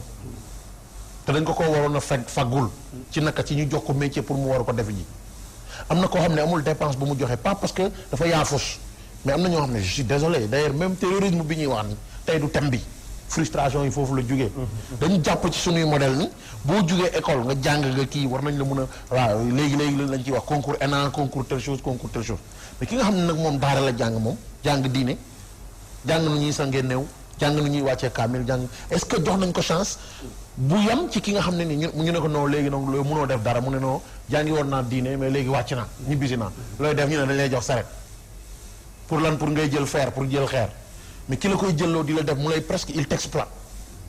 booy wàcc sa kër yaa ngi yóbbaale ay 750 wala 850 nga ne leen damay def maçon mais kër yu rafet yi fi nekk yëpp ñoom ñoo ko defar ñu ne la booy ñibbi 3000 francs lañ lay jox 3000 francs nga bëgg ci yor njaboot bëgg ci yor sa yaay bëgg ci yor sa pap mais j'ai dit regain de frustration yooyu mooy dem ba nit su deful nank am ay digg yu ko canaliser yu jugee ci religion yu jugee ci culture soo deful nank nag mu ne non dafa mel damay foqati culture moo fi mais agression foofu la jugee mun gisaguma benn yoon étudiant bu yoree xaalis dem ñu fay ko bourse muy jàng ji di réussir macha allah dimbale ñu ne noonu mi ngi nekk agresseur mais da nga bokk ak classe ab nit xam nga lu ko tax a bàyyi. ñàkk bic wala ñàkk crayon moo tax composé siwul. c'est pas de sa faute amu ko. mu ñëw ñu ne ko dàq nañ la parce que composé woo mu nekk frustration bu nekk si moom nekk benn rancœur mu am nag léegi un compte avec la société ba mu jaral ko moom si acte bi muy posé en réalité les gens ils voient ki mu rey wala ki mu jam te xam nga lu mu bëgg suñu xëyee suba ñu ne am nañ ku ñu jam tel endroit wala am nañ ku ñu boom tel endroit pour ñoom ñu bàyyi leen xel ñoom ci seen bopp mais tey gisuma ci benn mécanisme fu ñuy xalaatee ni ñi nga xam ne nii defuñu dara amuñu liggéey amuñu palto amuñu place affaire bi du wutal nit liggéey mais surtout l'instruction est-ce que ñun am nañ ay canaux yoo xam ne nii ñi nga xam ne nii école daf leen a rejeté ba jànguñu mu rëcc leen wala ñu juumoon ba ñu dàq leen wala ainsi de suite am nañ fu ñu leen récupérer pour di leen mën a permettre parce que éducation instruction sax moo ko ëpp doole mooy ki nga xam ne daf lay tàggat ba nga xam ni ah xam naa lu rafet ak lu rafetul xam naa moral xam naa lii moo baax ak lii moo bon mais léeg-léeg nit du fautam je dis bien du fautam quand je dis du fautam oui mais moom amul chance bi mën ak yow ñu am ba mun a distinguer ni tey parce que c'est une acceptation d'une situation en fait xam nga mooy lan mooy nga jàng ba jeexal téere yi gis ku deful dara dugg biir 4x4 am romb la yow ngay dox ba ñaqatooy xeeb mais nga ni moom sunu borom lii la teg ci yoonam man lii la ma sunu borom seet mais nga accepter cette situation ça c'est pas facile pour foofu la différence bi nekkee les gens ils vous savez au Nigeria mais ñemewoo nga ñëw nga Sénégal rek laa gis nga am xaalis ñëw ci benn faubourg wala ci benn ghetto tabax fa kër gu rafet di dund di rey say xar di xeeñal waa koñ bi ñëpp yéene la ko sooy xëyee da ngay nalaw ba yandoor te amoo gardien sa porte dans des pays comme ay Nigeria boo ko fa defee dañuy teg ñoom ñëpp dañuy teg seen gang ne guddi tey kër diw la ñuy songu bëccëg sax la ñuy def ñëw sol seen kagul tiire la jël li nga yor dem seen yoon mais ñun dañuy am chance ñu comprendre un certain nombre de faits que àdduna yamul ci benn fan que non nit mun na am nii mais bul xam ni muy mujjee que bon wërsëg aussi du rek fii am nañ beneen monde bu ñuy xaar de l'autre côté d'autres personnes te disent non njëriñ loo fekkee am na koo xam ne mun na am xaalis bu dul jeex mais est-ce que fajoowu ci ainsi de suite dafa am ñoo xam ne nii amuñu chance boobu école loolu lay jariñ tàggat mais munoo nekk ci système il y a un système il faut le dire inégalitaire ci yenn pays comme sunu bos yi mais nga jàng diine ñu ne la yow oustaz nga yow daal da nga war a toog mais même oustaz bi suy jàngal je suis désolé dañuy dem fay école privée yi xaalis bu dul jeex oustaz bi moom bala ñu koo fay sax mais def ci surtout te ngorom mayu ko sax muy tappe ci porte yi école moom bu dàqee sa doom benn yoon nga kër yi lépp wala nga jëm pour fay mais après moom mu ne écoute man est-ce que man ci Sénégal bi ma nekk nii docteurs yeeg magistrats yeeg ñoom dañ maa gën mais je suis désolé d'ailleurs ñun ñan lañ lay wax il faut bien retracer le profil des criminels au Sénégal c'est pas pour les ki ray bëri ki dem lan la ñu wax on a dit dawalkatu sareet lañ fekkoo benn enseignant nga ne ko dugal fekkoo ko fa mais nañ qu'on se pose un certain nombre de questions est-ce que ñu ngi jox nit ñi ñu ngi teg ku nekk ñu jox la sa gëdd gis nga lii xew fii su xewoon États-Unis wala mu xew yeneen réew criminalité bi dina fi gën a garaaw nañ sant yàlla ci nitu daara yi nekk si koñ yeeg yooyu di ñu jàngal ba ñu nekkee xale avant ñuy dugg école mais yéen ñëpp xam ngeen nit am na fi diplôme mais pour mu nekk ci yenn réseau ak yenn circuit mu jaar yoon pour ñu jël ko dañu ne amoo tour kenn xamula ainsi de suite loolu boo ko defee États-Unis gis nga ba tay si collège nit yore gon dóor ñëpp dóor prof yi dóor ki dem seen yoon ba léegi gisaguma ko biir Sénégal kam dañ lay jox ndaare sax lañ lay wax yu xooloo nga dem mais malgré tu es frustré tu vas te battre soit pour dépasser stade boobu ou bien alors nga bàyyi jàng alors donc c'est l'ensemble tu l'as si bien dit gis nga frustration yi suñ ko réglé wul ak beneen détail aussi boo xam ne c'est extrêmement important c'est que dañ nekk si réew moo boo xam ni il faut le dire yenn violence yi ñooy appelé à la violence te ça xaw ma yan kuréel la ñu war a mën a tëgg pour di ko waxtaane mais Sénégal ngay jël bus ñit yeewu fajar teg parce que bus bi yéen a ko bokk mu war la mun a déranger te am na casque te casque ñu defar ko pour que nga déglu nank sa biir téléphone que la déglu mais mu lay wan ni bus bi moomoo ko di lay wan ni mbedd mi moomoo ko da ngay fay courant fay ndox ngeen nekk espace public mais mu provoqué la attention il faut que les gens aussi puissent comprendre que mais provocation dafay indi violence nit koo gis nit la y a ce qu'on appelle l'ego de l'individu élément yooyu duñ ko jël en compte yeneen élément bu am importance il y a tellement de déflatés mentaux dans ce pays là dangay gis nit mu sol mbubam di dem ak ñëw naan la maay di wala que ñu dem jëli ji kooku faji ji ko mbokkam nangu moom mu nangu ni dafa feebar ay mbokkam nangu ni dafa feebar duñ ko def ñenn ñi ne noonu kaa leen ko wutal jabar ndax mu xaw a tane wala ñu ne kaa leen ko wutal jëkkër xaw faf ñu boole ku jigéen koo xam ne wérul ak ku góor koo xam ne wérul mais ñooñu nooy dëkkee ak ñoom ci benn kër wala ci benn koñ bis bu ñu énervé benn personne parce que ci actes yi ñuy posé c'est des actes asociaux yoo xam ni askan mënu ko nangu mais c'est l'ensemble de ces éléments là aujourd'hui aussi il faut le dire prévention bi mi ngi ñëwee ci vous l'avez dit la citoyenneté mais c'est du n'importe quoi dans ce pays là chaque jour on bafoue les règles de la civilité mais xam nga aussi nit du yeewu toog fi mu toog pour dem di xaar bisam ci arrêt karam wala mu dem di fay ji nga ñëw ne ko et d'ailleurs c'est même pour le narguer souvent xam nga nag acte bi ngay gis mais kenn du xool en filigrane acte bi lu ko andi lu tax waa ji jam ko lu tax mu dóor ko lu tax mu mais Sénégal c'est du je m'en foutisme à longueur de journée te soo waxee ñu jéem a làqatu ci mbiru diine ji ne dama doon teg benn chanson boo xam ne nii ah yow da ngay contre sëñ bi ah yow da ngay contre mais alors que sëñ bi am nga droit mais nag espace bi ñu nekk kenn wax nga ko léegi constitution sax mooy tere nga ñëw si benn milieu ñëw takk sa ñëw di tànqal nit ñi ak telle chose que la di tànqal nit ñi ak telle chose mais nag ku nekk garder li nga yor mais portable c'est pour ça nga dugal sa casque nga déglu mais su la nee waaye saa waay ba yaa ngi ñuy déranger waaye dafa am ku feebar nga ci tension yooyu moo am ci ASC yi moo am ci beneen bi nag mooy il faut le reconnaître tey suñu culture d'autorité nañu posé wu question mais parce que da nga am nawetaan match bi jeex na mais da ngay jël kaar mu nga jël ay kiyam dem sa yoon koñ boo xam da ngay jékki-jékki dégg naa nañ ma baal quoi mais dégg naa fan yi sax tey suba ñu ne conférence de presse des simb kat respecté naa li ñuy def mais nañ ko teg si yoon simb da ngay jékki-jékki nga def sa simb benn waaye kii nii nga jàpp doomam mu yónni ko feneen moom yëgul tinul nga dóor ko ba gaañ nga kooku léegi après ce sera quoi sa réaction vis-à-vis yow de sa réaction ci koo xam ne voici lance Sénégal dañu bàyyi ay secteur parce que gis nga force de sécurité yi nii encore une fois je répète buñ ci wutoon équipement bu doyit constater les dégâts la ñuy mun dafa am loo xam ne nii dañ leen war a teg ci yoon bi ñoom ñu mun ko def xam nga mooy lan mooy que citoyen mooy respecter règle respecter règle mi ngi dem si man droit bi ma am waruma koo jéggi pour enfreindre droit wu keneen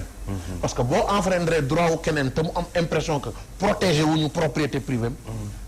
nit ci ni ko yàlla teggee violence rek lay indi pour teg ko sa kaw parce que daf naan la li nga bëgg a jël ci man te moom ko balaa nga cee jot di nga jël sama bakkan donc c'est l'ensemble de ces éléments là qu'on a tellement négligé dans cette société et je regrette gëwuma ni waxoon naa ko fi si benn émission keppaar gi bu Ndeye Coumba Diop ma ne ko dinañ waxtaanaat fii ci affaire violence nekkuma un pessimiste mais affaire violence dinañ si waxtaanaat parce que les provocations dans les da ngay gis nit koo xam da lay romb xamoo ko xamu la parce que miinantewu leen rek nga ne di nga def loo xam ne mais nit koo gis nga amul kenn si ñun ñu toog si plateau bi bu amul degré de violence ci moom mais sa aspect day nalaw da ngay def lépp mais bis buñ ko yeeyee nag mais tey soo fi ànd ak sa doom ñu jàpp ko dóor ko mbéj ko jaay ko doole ci ay affaires yu ñàkk fay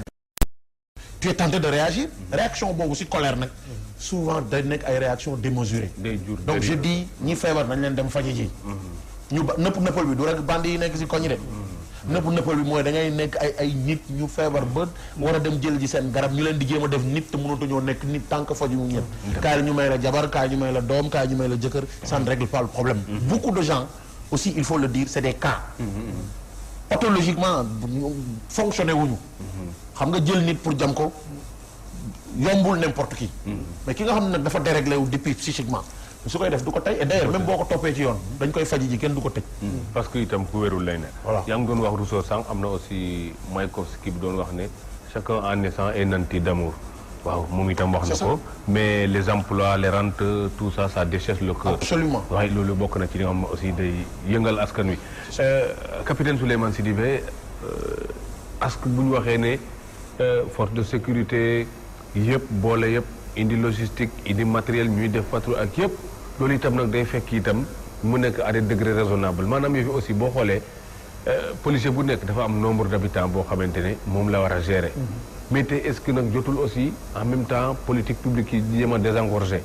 jéem a xool yenn quartier yi xam nga commissaire wax na ko sànq am na cité bu ñëmewul wax bañ ko fi tojee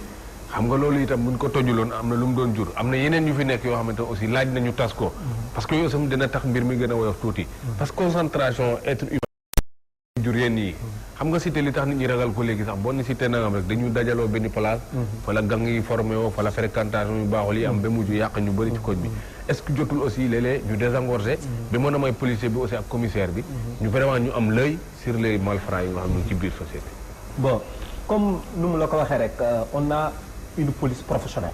ça il faut avoir le courage de le dire mun naa yëkkat sax sama loxo à peu près au niveau de la sous-région ou bien de l'Afrique nous avons la meilleure police problème bi du recrutement bi kese waxoon naa la si jëlben bi que état bi moyens yu mu déployé sur le recrutement sur le moyen matériel et logistique mënuñu ko xayma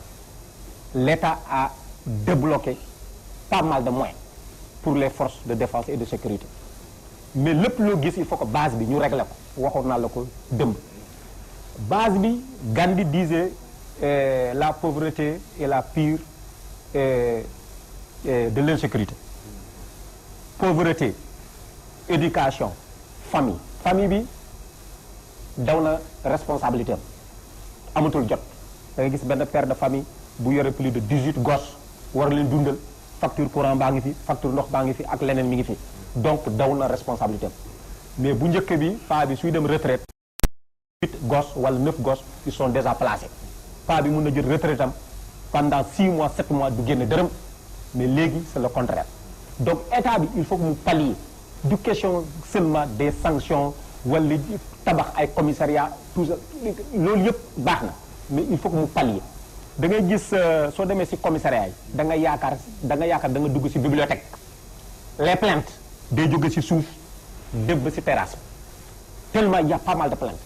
donc nit soo amee ak moom ci quartier bi nga sëqat nga dem déposer plainte soo amee donc nit yi dañuy jéggi seen yaay jéggi seen pap jéggi chef de quartier bi jéggi maire bi dem bu police dem déposer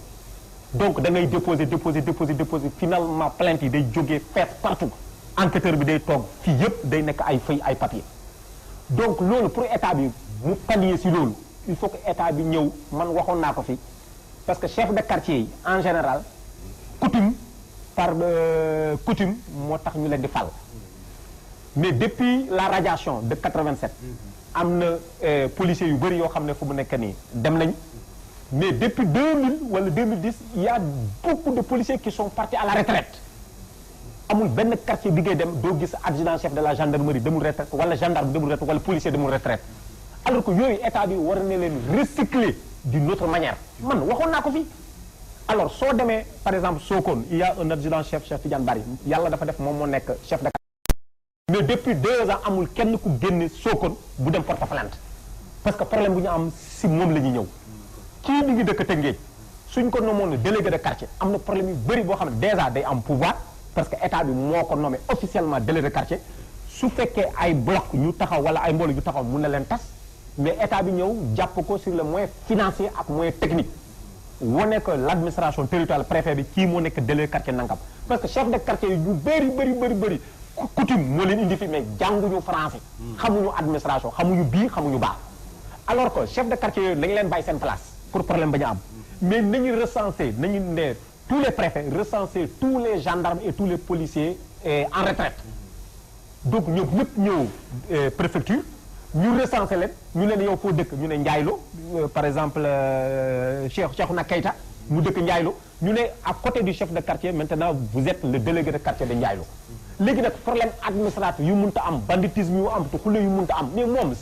il était un commissaire dans ce cas nit yi mën nañu centraliser ñëw si moom wax ko sa problème mu réglé ko si saa les gens n'ont pas besoin d'aller à la brigade de gendarmerie de Sangalkam wala commissariat de Rufisque di porter plainte bu dul jeex kii nekk au niveau de Rufisque problème bu mënta am jigéen yi góor yi wala diggante famille sax wala locataire ak propriétaire mën nañu ko ñëw gis mu réglé ko si saa dans ce cas day am jëmm day am crédibilité mais famille bi ne jouant plus son rôle chef de quartier jàng même soo ñëwee pour certificat de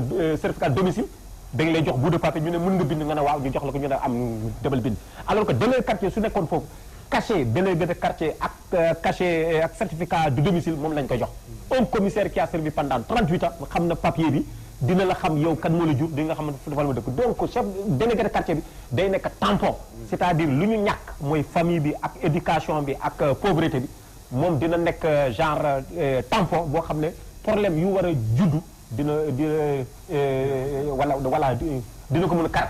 balaa muy dem police wala muy dem gendarmerie. donc violence yu bëri yoo xam ne yi nga sa quartier par exemple kii mi ngi nii quartier bu mu dëkk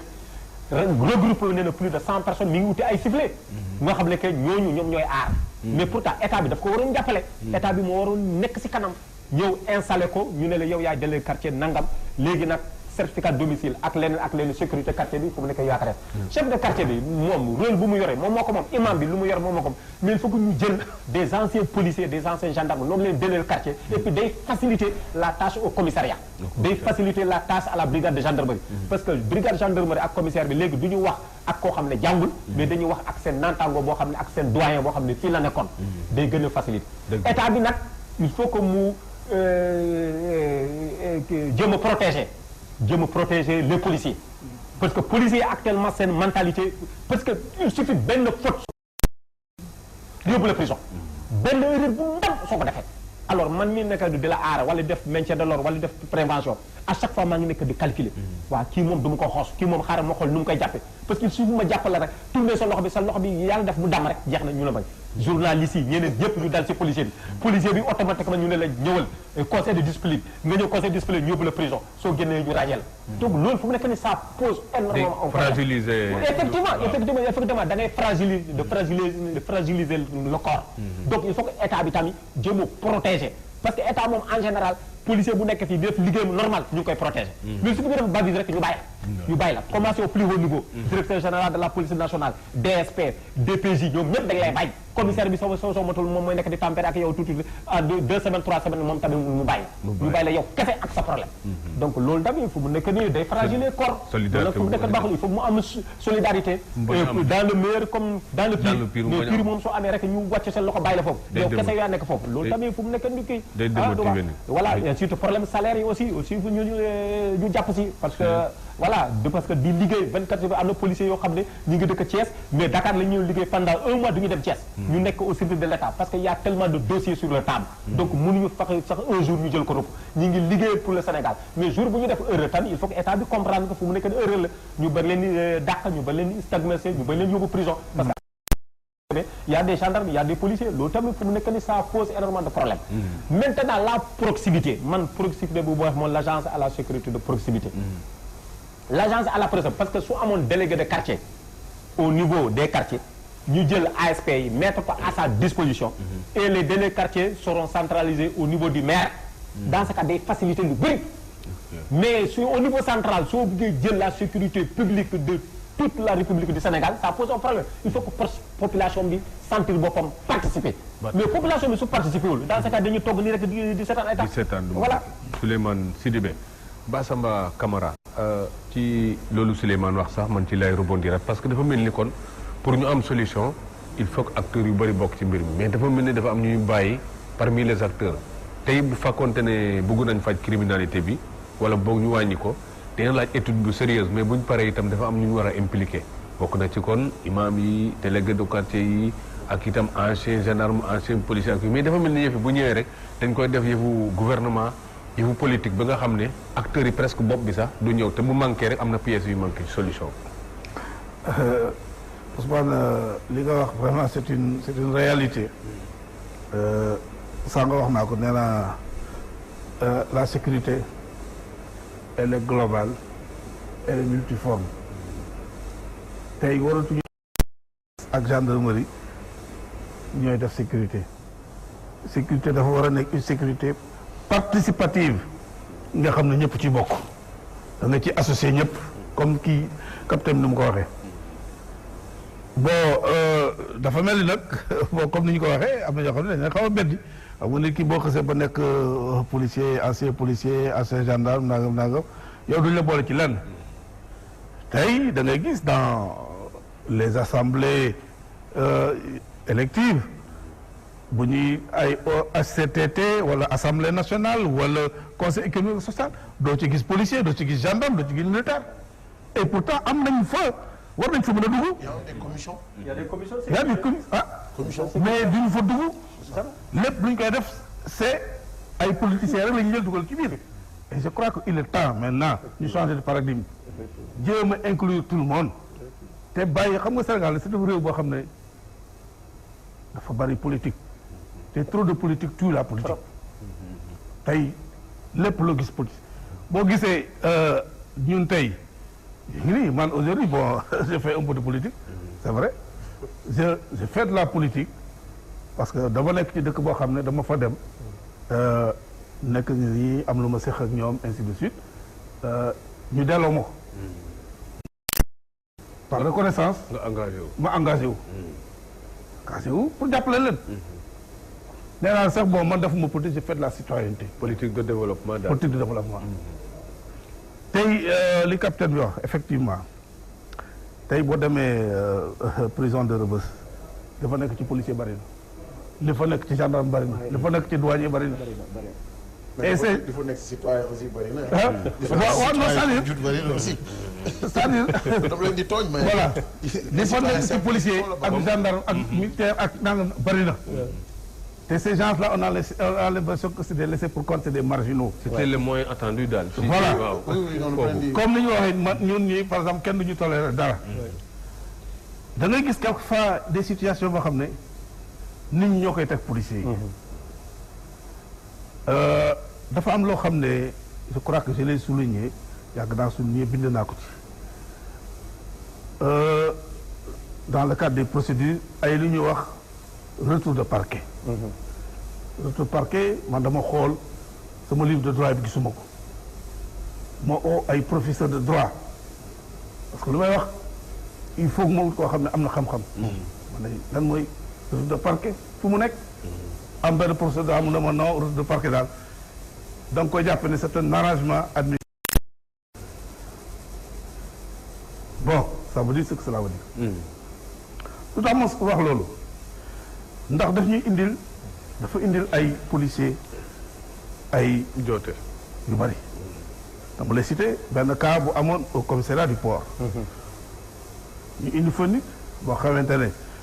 def nañu procédure bi ba defeere ko ba indi ko foofu. moom dañ ko defeere léegi au niveau du parquet ñu delloo ko foofu. mais bu ñu ko delloo foofu kooku normalement yoonu policier nekk ci.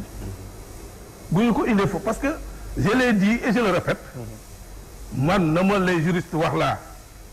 retour de parquet mooy lan. parce que je vois de grands juristes de grands avocats chaque fois bu problème am na ñu naan way diw retour de parquet diw retour de parquet nangam na te gisuma ko fenn. su fekkee ne dañu bëgg mu am nañu ko formaliser. mais un policier ou un gendarme bu defee procédure ba pare ba defee nit ki vraiment il n'est plus à sa disposition. mais defeere ko ba pare nga ne ko. dencal ma ko. bu fekkee ne da nga koy denc. mais il faut le faire accompagner par des agents de l'administration pénitentiaire. parce que léegi yoonu police nekku ci. mais yow nga indi ko bàyyi ko foofu ci police ba. police ba yoonam nekku ci. dara xew waa ji dee ñu jàpp ñu toroxal policier ba. j'ai vu le cas de commissaire ou. et ça m'a fait beaucoup mal. parce que yii kooku nekku fa woon. dëkku fa. ah l'affaire ba muy xew nekku fa. te du problème am. parce que jàppal nit ki feneen lañ ko jàppee ñu ne ko am dencal ko ci sa commissaire ki la ko dénk na dafa war a ànd dafa war a boole ak ay nit. ñu di ko surveiller ça doit être des agents de l'administration pénitentiaire mais pas les policiers qui sont là-bas. te bu problème amee ñu jàpp dana rafetlu kaso. am na beneen boo xam ne itam concernant la protection des policiers. gis nañ fi policiers yoo xam ne dañ leen di jiiñ dara ne rey ñu ñu diw. nga jàpp policier bi tëj pendant 1 an. nga toog ba mu neex la nga ne non non bon du moom nañ jëlaat keneen nangam ainsi de suite. yàq nga carrière am. toroxal nga ko ainsi de suite. kooku ëllëg ci biir même dans toute sa carrière ay mbokkam. mais psychologiquement. mais ce gars là il va être dérangé. mais ki ko teg loolu. te nekk te teg ko ci erreur. mais dara du ko dal. mais attendez. Excusez-moi mon commissaire. mais ces mêmes cas de figure interviennent aussi pour mais loolu dañ koy gis ci justice bi je sais que c'est autant injuste su dalee ci policier mais c'est autant injuste su dalee aussi ci citoyen lambda souvent même ci procès verbaux yi gars yi di def ni dañ si juum kenn fekk peut-être deful dara ñu dem ba si biir ñu ne bon j'ai nag un problème dama lay interpeller directement d'accord est-ce que professeur d'université bi est-ce que journaliste bi est-ce que moom policier bi yëpp ak gendarme bi ak keneen mais ñun ñëpp ñoom ñoo yem quand même devant la loi que je sache bien sûr donc su fekkee ne dañ def enquête aussi ñu xam ni policier bi ci boppam dafa def naka sudul noonu mais ni loi di dabee ki nga xam ni citoyen simple la mun na dab peut-être policier bi maintenant peut-être à des degrés moindres parce que moom dafa nekkoon ci défendre askanam ba lii fekk ko si voilà c'est-à-dire moom loolu taxu ko woon jug lu baax a ko doon d'ailleurs comme on dit les chemins de l'enfer sont pavés de bonne volonté donc li jàpp naa ni loolu day am si yéen mais pour man fondamentalement nag dafay jóge ci yéen jóge ci ñun dem nag léegi ci affaire justice mooy léegi li xew nag Sénégal mooy débat bi yëpp je crois dafa am erreur yoo xam ne nii xel nanguwul gis nga citoyen bi nga xam ne nii sax 5 ans la am wala 6 ans xel nanguwul nga juum ci ñoom ba koy jiiñ man gis nga affaire boobu ngay wax noonu quand je l'ai lu ci journaux yi ma gis mbokk parce que bëgguñu tudd turam mais j'ai été choqué parce que j'ai dit mais attends da ngay jàpp benn policier ne moom la ba mu neex la nga xëy si wane noonu du waaj mais li nga ko xañ nag yëpp si diggante bi te du benn policier du ñaar am na policier yu bëri yu mu dal mais non seulement ci sama jàngatu bopp bu gàtt war nga ko rétablir si droit am mais li nga xam pare nga def lépp loo mën ci affecté ko par exemple ci poste bu gën a baax ba sax peut-être ci jox ko grade boo xam ni moom moo raw fuuf grade bi nga xam ni foofu la nekkoon c'est la même chose aussi avec gis nañ bërki démb je crois que c'était à Thiès ci ramasser nit ramasser ko ñu ramasser waa ji laaj ñu ko pièce am mais mu def ñaata 8 ans de prison 8 ans de prison ci ramasse après ñu bàyyi la fa jugé wuñ la ba 8 ans yi jàll say mbokk amuñu doole ñu la loolu demal nga ñibbi donc loolu day dal pour man c'est un problème purement citoyen parce que man jàpp naa ni policier bi c'est un citoyen à part entière boo ko tooñee wala nga def ko naka sudul noonu askan bi nga tooñ boo ko tooñee aussi boo tooñee citoyen lambda simple bi nga xam ni footballeur la wala jàngalekat la wala ainsi de suite la ni aussi citoyen nga tooñ mais moom peut-être différence am ak les autres mooy nag koo xam ni dafay perte ay nalawam di veiller si ñun waxuma ñu baal ko de mais war nañoo mën a am quand même war na am mën a am benn marge de manœuvre bi par pas ñu lay tëj ay 5 ans de prison je te jure et puis ñu may la benn période juste le temps que famille bi aussi def seen deuil mais après ñu mun la jox possibilité circonstance atténuante quoi parce que yow quand même ci yoon yi nga nekkoon voilà comme on dit mu ngi mel ni ki nekk si yoonu jaamu yàlla ba leen fekk ko si donc kooku d'ailleurs même su ko yàlla di fay du bokk ak ki nga xam ne dafa tëddoon këram di nalaw voilà parce que ci côté boobu aussi jar na souvent ay précisions Camara wax mooy cas yi nga xamante ne vraiment c'est des fautes manifestes yoo xamante ne xel mënu ko nangu à côté nag am na fautes yoo xamante ne aussi kenn mënu ko tolérer maanaam yéen indi ngeen ay éléments yoo xam ne aussi manœuvre d'approche yi bokkuñ seen jikko dab na leen aussi ca police ba bañ def erreur yaakaar naa yoo aussi bokkul ak ñi nga xamante ne erreur lañ def ci ñoom voilà c'est ça donc ça veut dire que xam nga comme ni ma waxee am na ñoo xam ne ils comprennent leur métier xam nañu lu leen fi indi liñ leen formé xam nañ ko mais am na ñoo xam ne aussi comprendre ñu ko mais heureusement que c'est une minorité oui donc ñi nga xamante ne nag ñooñu train bi day daw ñu bañ ne du ñu lang ci train bi ñooñu dañ leen di bàyyi ci ñu daw te ànd ak ñi nga xam ne ñoom nangu ñu loolu dugg ci train bi ñu dem ça veut dire quoi ça veut dire que tey le policier waxuma xam nul n'est parfait mais il doit se considérer comme que d'irréprochable parce que moom en cas d'erreur li yoon di dal ci kawam moo ëpp li muy dal ci civil bi mooy gën a dañ ko yokk circonstance aggravante moi j'ai été dans un commissariat boo xam ne dama am ay policiers yoo xam ne dañu jalgati yoon procureur bi il avait requis 5 ans de prison pour des bu doon nit ku normal peut-être ay 1 an lay def moo ñëw nag mooy monsieur le procureur yow li nga def nag mooy la sa loxo tàngar mu ne dama leen di yar 5 ans fait bi lan la woon extorsion de fonds nga xam ne bon ni ay 2 ans la ñuy tëj 5 ans la woon donc cela veut dire que c'est des gens yoo xam ne il y a une épée de Damoclès sur leur tête te loolu dina dem moo xamee ne sax bu fekkee te yow gëmuloo sa métier da ngay xaw a ragal dinañ la yóbbu fenn nga ne ah lii kat bu ma ko defee nangam sa engagement day des. day wàññeeku. parce que tu te dis attention damay dem ba jeex mais bu ma ci ndogal fekkee mais kenn du ma baal non seulement état du la baal justice du la baal mais population bi sax duñu la baal mu nekk une verdict populaire tey policier bu defee dara tey nit ñi dañ ci topp woo ainsi de suite xoolal keroog ba policier boobu ñu waree ñu ne dafa pes waa ji ça tourne en boucle mais gars yi waxuñu li mu wax la ko waa ji wax lañ ma def xam rek nga la celui que qui poste affaire bi kooku rek la moom rek la filmé. moom rek la filmé dañ ne source bu nekk. Voilà. il n'est jamais neutre. mais li mu def il a orienté bon fexe ba nga xam ne mu génne le policier il a mis en exergue ba nga xamante ne moom la ñu xool dañuy yekk parce que boo gisee affaire bi sax di nga xam ne tey na xel parce que policier bi mu ngi wax ak waa ji ba mu jékki-jékki ba dem tourné daal di koy pes c'est parce que am na lu mu ko wax am na lu mu ko wax loo xamante ne du ñun dégg ñu ngi mais il a fait exprès génn loolu mais bu nga la ça fait mu nekk boucle ñëpp di ko wax policier bi dafa pes nanga naag ainsi de suite ouais donc cela veut dire que il faut que aussi nit ñi ñuy ànd ak dal parce que le policier man bu ma nekkee policier am naa mbokk boo xam ne xëy na c'est un civil ainsi de suite nangam naa ainsi de suite tey boo demee ci quartier yi yoo xam nga ci dara policiers yi rek ñoo nekk ay imam ak gendarme yi ak militaires yi ils sont très nombreux moi je me dis quelquefois mais da ngeen di bàyyi imama bi te ngeen ñëw fii seet seen xam-xam bi ñu dugal ko ci société bi c'est vrai d'être imam di julli di jàpp ainsi de suite waaye nag sa xam-xam yi nga xam am na loo xam ne dese na ko mais war nga ko mettre à la disposition de la société tu vois donc pour régler certains problèmes boo nekk ci quartier bi s'il y a des problèmes ainsi de suite tu vois man quartier bi ma dëkk barke démbal la ma nit ñi woo ne voilà commissaire dañu soxla ay sifflet nangam tu vois ba ne waaw d'accord nga m'occuper de ça am na yoo xam ne bon mën nañ ko def parce que il faut aussi que l'on exploite les potentialités intellectuelles des gens noo bàyyi quelqu'un boo xam nga li metti ci ñun suñu métier mooy une fois que tu termines état bi daf lay rejeter on a l'impression que tu es un citron la boo xam ne dañu lay bës ba mu jeex ñu sànni la tey on a vu am na ñoo xam ne tey su ñu paree dañ leen recycler dañuy toog a tàmbali waaw. dañuy recycler y a des gens yoo xam ne ils ont 75 ans 80 ans ñu toog fële dañ leen di jël dugalaat leen fenn am lu leen jox def leen PCA def leen nii nangam mais doo gis benn ñu ne policier PCA la wala gendarme PCA la wala nangam te am na xam-xam. te am na xam-xam bi duñ ko jox. ak rigueur mais lu tax duñ ko jox.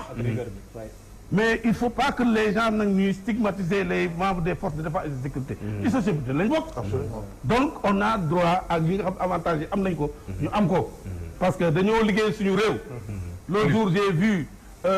c'est vrai ñu honorer quelqu'un un citoyen sénégalais. qui a servi 4 présidents de la République. Moi, j'ai dit, il y a des gens qui n'ont pas servi 4 présidents, mais qui ont servi 4 régimes. Ouais. Plus que des présidents de la République. Ils ont servi Senghor, sous Senghor, et sous Diouf, sous Wade. Ils ont ligué. Mais ces gens-là, ils n'ont jamais été honorés. Et ils sont très nombreux. Ils sont très nombreux. Ils ont des gens qui ont fait autant que celui qui a été honoré. Ouais. Donc, je crois qu'aujourd'hui, il est temps, nous répertorier dans l'administration en général. On ça les policiers, hein, mais dans l'administration en général, que ce soit des enseignants, des sociologues, des médecins, des journalistes, ainsi de suite. Qu'est-ce qu'on a fait pendant un certain temps, nous répondons, ni liggéey nañ seen réew donc ñii dañ leen defal lem te bañ di jël yenn yoo xam ne bon day nuru leneen quoi une politique politicienne nanga dans institution n'a pas de sens dañu war a def mooy ce pays là ñun ñëpp ñoo ko bokk les gens les citoyens sont d'égale dignité il faut que nit ñi xam ne dañ leen fu ñu leen war a teg ñu teg leen fa nous les policiers les gendarmes les militaires ainsi de suite nous ne sommes pas des marginaux dañu bokk ci société bi nañ ñu ci boole suñu tër ñu ko jox donc vraiment loolu dafa parce que ñun ñu bu ñu ko joxee mais suñu doom yi nga xam ne ñoo nekk ci police bi ak ñi il faut être encouragé il faut se dire ñun ka suñu paa yi nangam ainsi de suite liggéeyal nañu état bi ba jeexal nañu vraiment ñun tam xam naa ne ñun tam dañu fexe ba topp seen tànk mais nga liggéeyal état ba mu jeex 38 ans 40 ans ñu sànni la mel ni un citron pressé sànni la foofu te on te considère pas ainsi de suite je crois que loolu aussi dafa metti il y a beaucoup de gens yoo xam ne qui sont frustrés qui sont dans l'administration la police que ce soit l'administration territoriale de hauts fonctionnaires qui sont là des professeurs qui sont là qui sont frustrés te loolu aussi dafay indi aussi beneen violence peut-être un ancien professeur de l'université wala un ancien administrateur civil wala un ancien policier du dem naan dafay agressé mais il va être irascible tu vois day toog affaire état dootu ko intéressé bu xoolee télé xol bi day metti parce que di man dama liggéeyal sama état mais mon pays n'a pas été reconnaissant à mon endroit donc il faut que aujourd'hui j'interpelle les autorités étatiques pour leur dire attention il faut que quand même que les gens soient mis sur le même pied d'égalité waruñu ñii ñu def leen ñii nekk ci kër gi ñii nekk ci naaj bi non donc là doucement je pense que li ma wax am na ci solution parce que capitaine man fu may rebondir rek politique à outrance boobu sax man damaa gis ne bokk na li tax tey nit ñu waruloon def politique sax di def politique parce que dafa mel ni fii boo amul couleur doo mën a bokk fenn te loolu tax na ba ay nit ñoo xamante ne dañu waroon servir tout le monde effectivement chapelle yëpp mais dañu mujj tànn chapelle ndax bugg rek am loo xamante ne man fu ma bëgg a rebondir rek mooy kii nu mu waxee sociologue bi Abdou Khadre nu mu waxee policier ak citoyen yëpp du benn la xam nga l'état galien de protéger la population et les biens mais si protection boobu état bi day s'appuyer sur l'administration sur la justice et sur les forces de sécurité mais force de sécurité boobu bi ngay s'appuyer pour mu protéger sa population ak sa bien comme commissaire nu mu ko waxee épée de Damoclès moom moo nekk ci tetam su nekkee dafa def bavure benn bavure am na yeneen sanction disciplinaire yoo xam ne mën nga ko utiliser lu dul jël ko yóbbu ko prison mais mun nga ne policier bi def na erreur dans ce cas dans 10 ans doo mun a préparer concours c'est-à-dire doo defaat concours wala fu mu nekk ne def nga bavure maintenant dans 10 ans doo am li maintenant policier boo xam ne c'est un brigadier wala c'est un agent de police bëgg na am yokkate nekk adjudant chef wala nekk lieutenant nga ne ko dans 10 ans doo mënu def concours doo nekk adjudant moom dina gis yeneen moroom yëpp yoo xam ne nekk nañu adjudant ñu nekk chef yooyu sont des sanctions disciplinaires mais mun na jël policier boo xam ne guddi ak bëccëg mu ngi lay liggéeyal parce que dañu ne la police est le bras armé de l'armée kii de l'état donc mu lay liggéeyal guddi ak bëccëg def benn sanction bu ndaw ñëpp daw res bàyyi ko seul avec sa famille ñu jël ko ruux ko ci kaso bi mais kooku fu mu nekk nii day démoraliser nit ki donc loolu laa la wax sanction bu état war a def voilà léegi nag wax dëgg ma dëgg rek man xam naa ñëpp sont des citoyens sapeur pompier c'est un citoyen police c'est un citoyen gendarmerie c'est un citoyen yeneen c'est un citoyen mais man lu mu la bëgg a xamal mooy koo xam ne fu mu nekk yow la nekkal fii guddi ak bëccëg am na yeneen sanction disciplinaire yoo xam ne mun nga ko teg lu dul jël ko yóbbu ko prison léegi bu ñu mënee affaire PV les juges ne sont pas des idiots ce sont des professionnels comme ñëpp da ngay gis benn commandant de brigade wala benn commissaire de brigade day enfoncer nit ki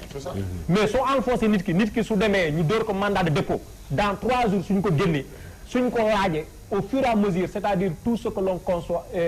tout ce que se conçoit bien s'annonce clairement et le mot pour le dire aisément donc nit ki nu muy waxee rek automatiquement dañ koy libérer léegi nag état bi moo war a xool nit ki nu mu defee 3 jours prison nañ ko fay mais loolu du liggéey police du liggéey gendarmerie loolu c'est la politique boo xam ne ñun ñëpp ñoo ko bokk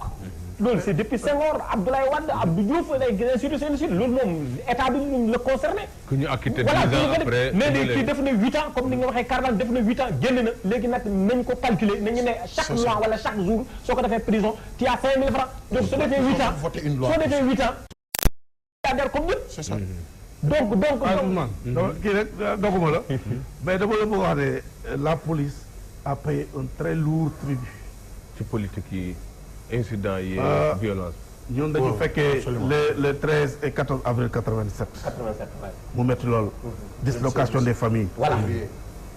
le 16 février 94 foofu lañ jaar tas 6 policiers ont été froidement assassinés fii au boulevard Général de Gaulle. les rescapés sont là tey ci te ñu ko def ñu ngi fi. effectivement.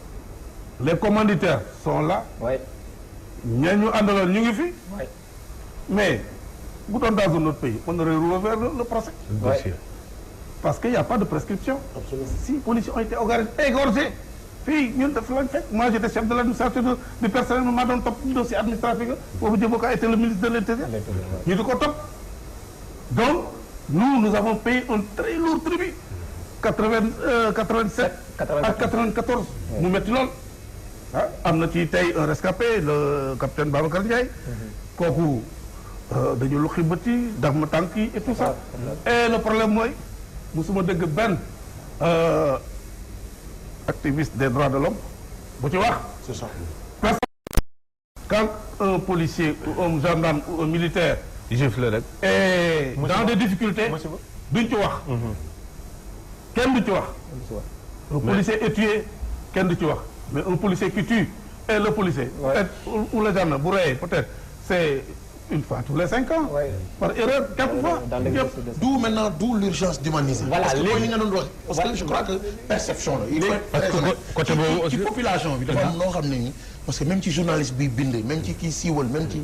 dafa am beaucoup de préjugés yu dox seen diggante ak ñi nga xam ne ñooy force de défense et de sécurité. Mais foog naa su jàkkaarloo waxtaan ak jaxasoo amee. Mais policier bi day dem takk si surtout ay soxna am fa doom maye fa jabar. Donc man jàpp ma ni. war nañ ko mën a marginaliser.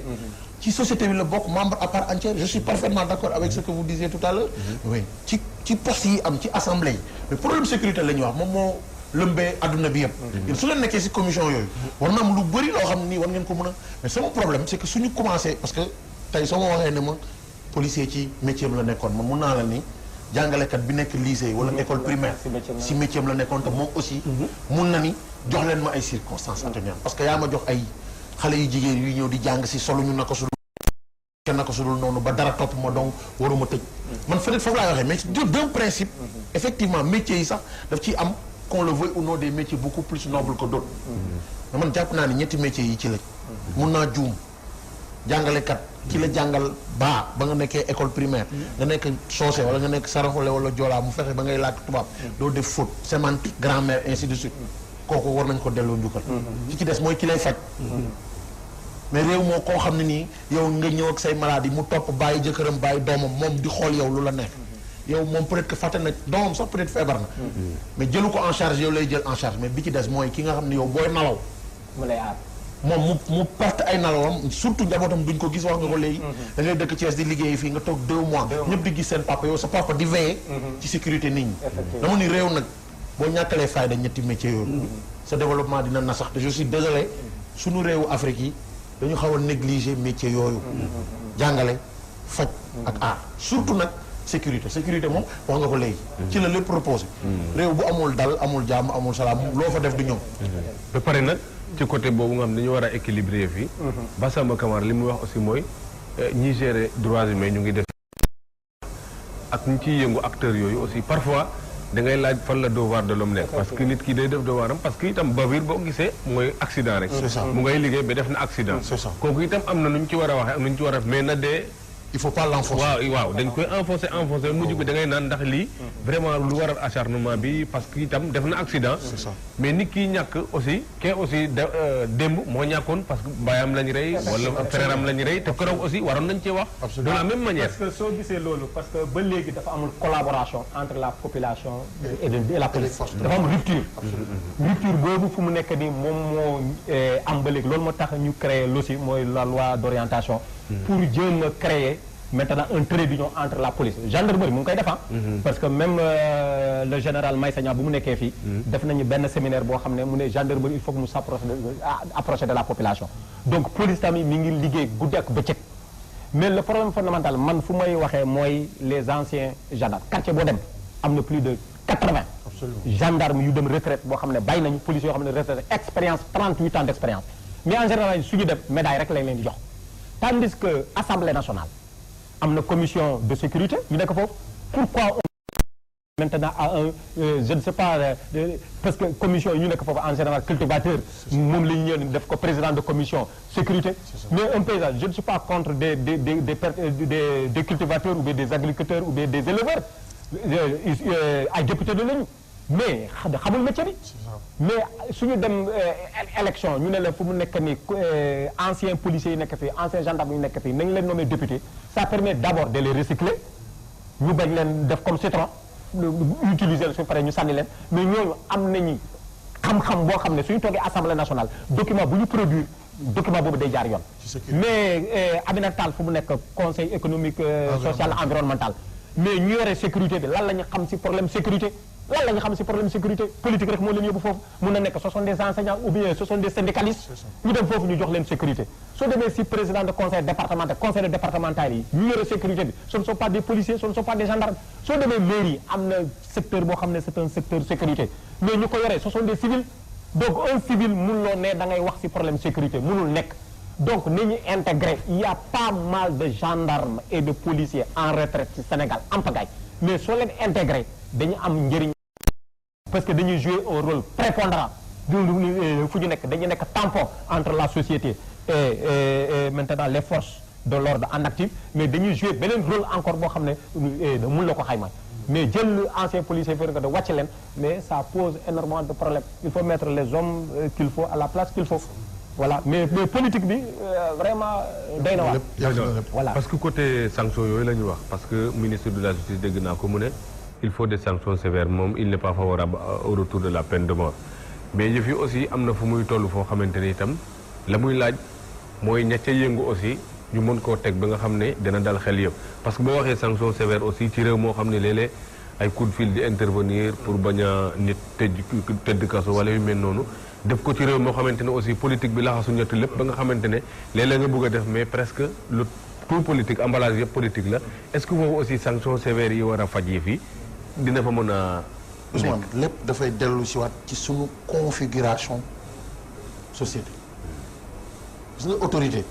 xamul ma Samba xamul ma Demba dañ ne dañoo teg yoon ku ko jalgati dañ la topp ba mu sës selon nii les ni mu tëddoo ak corps de métier bi ngay def ak li ngay def mais le problème qui se pose mooy on l'a vu moi très honnêtement le seul petit problème que j'ai avec force de défense et de sécurité c'est que foofu la njëkkee d'abord parce que vous me parlez de sanctions mun naa la jox n cas très honnêtement yu ma xam man ou par exemple day am victime ñu violé ko imagine viol ni mu grave mais ñu ne la non ci ñu ko jiiñ peut-être que voilà nijaayam wala mbokkam bu ko jege wala ainsi de suite ci ñooñu la bokk ci force de défense am na ay sorte d'accointance ak ka fa nekk mais mu woo la coup de fil téléphone viol ñëpp xam nañ ni enquête bi su commencé rek dañ laa war a jël teg ñu soog a poursuivre ñu bàyyi la nga dem sa kër assister la mais mettre pression même si victime bi te viol di nekk loo xam ne nii ainsi de suite moi j'ai connu beaucoup de cas de ce genre je dis bi ma ci du ma dugg si détail mais bi ma si xam dëgg si banlieue yooyu bii la xewe mais dañu def pression mais ñëpp toog ñu am témoin ñu presque on a évacué ce cas de figure là beneen bi wax léegi laa lay expliquer wax nga ko léegi mais dafa am ay procès-verbaux yoo xam dañuy enfoncer nit mais juste pour ñu jàpp la yéen ci seen bopp yu nekk ci corps bi xam ngeen ni c'est des réalités mais ñu tëj nit parce que juste amul ci ay yoo xam ne sos yi kese la parce que rek moom moo tax ma ne la lépp ci configuration sociale parce que daf ci am ñoo xam ne nii doyen yi ñoom am nañ chance bi mais léegi si li ñu tombé ñun si li ñu tombé mooy les gens déontologie ak éthique professionnelle boobu parce que da nga xam nit yow tu es prêt à protéger nit kooku au détriment de l'exercice de ta fonction parce que gendarme nga parce que policier nga parce que ainsi de suite nga gis xam da ngay enquête ba xam affaire yi ni mu demee nga teg ci sa tànk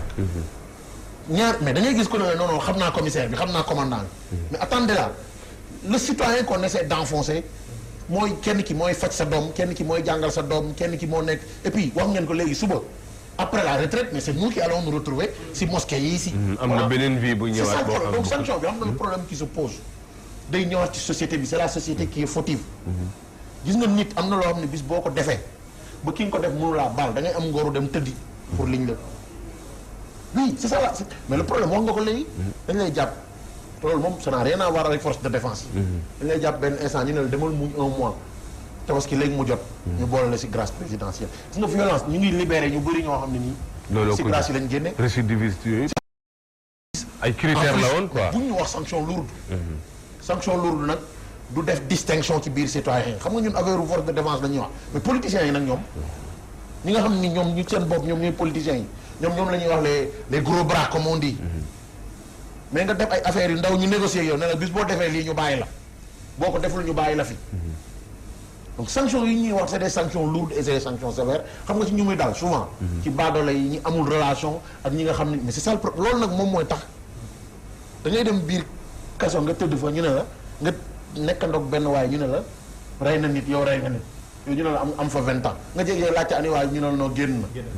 fu mu dem may nañ ko bourse mu dem Maroc wala mu dem Turquie seeyal nañ ko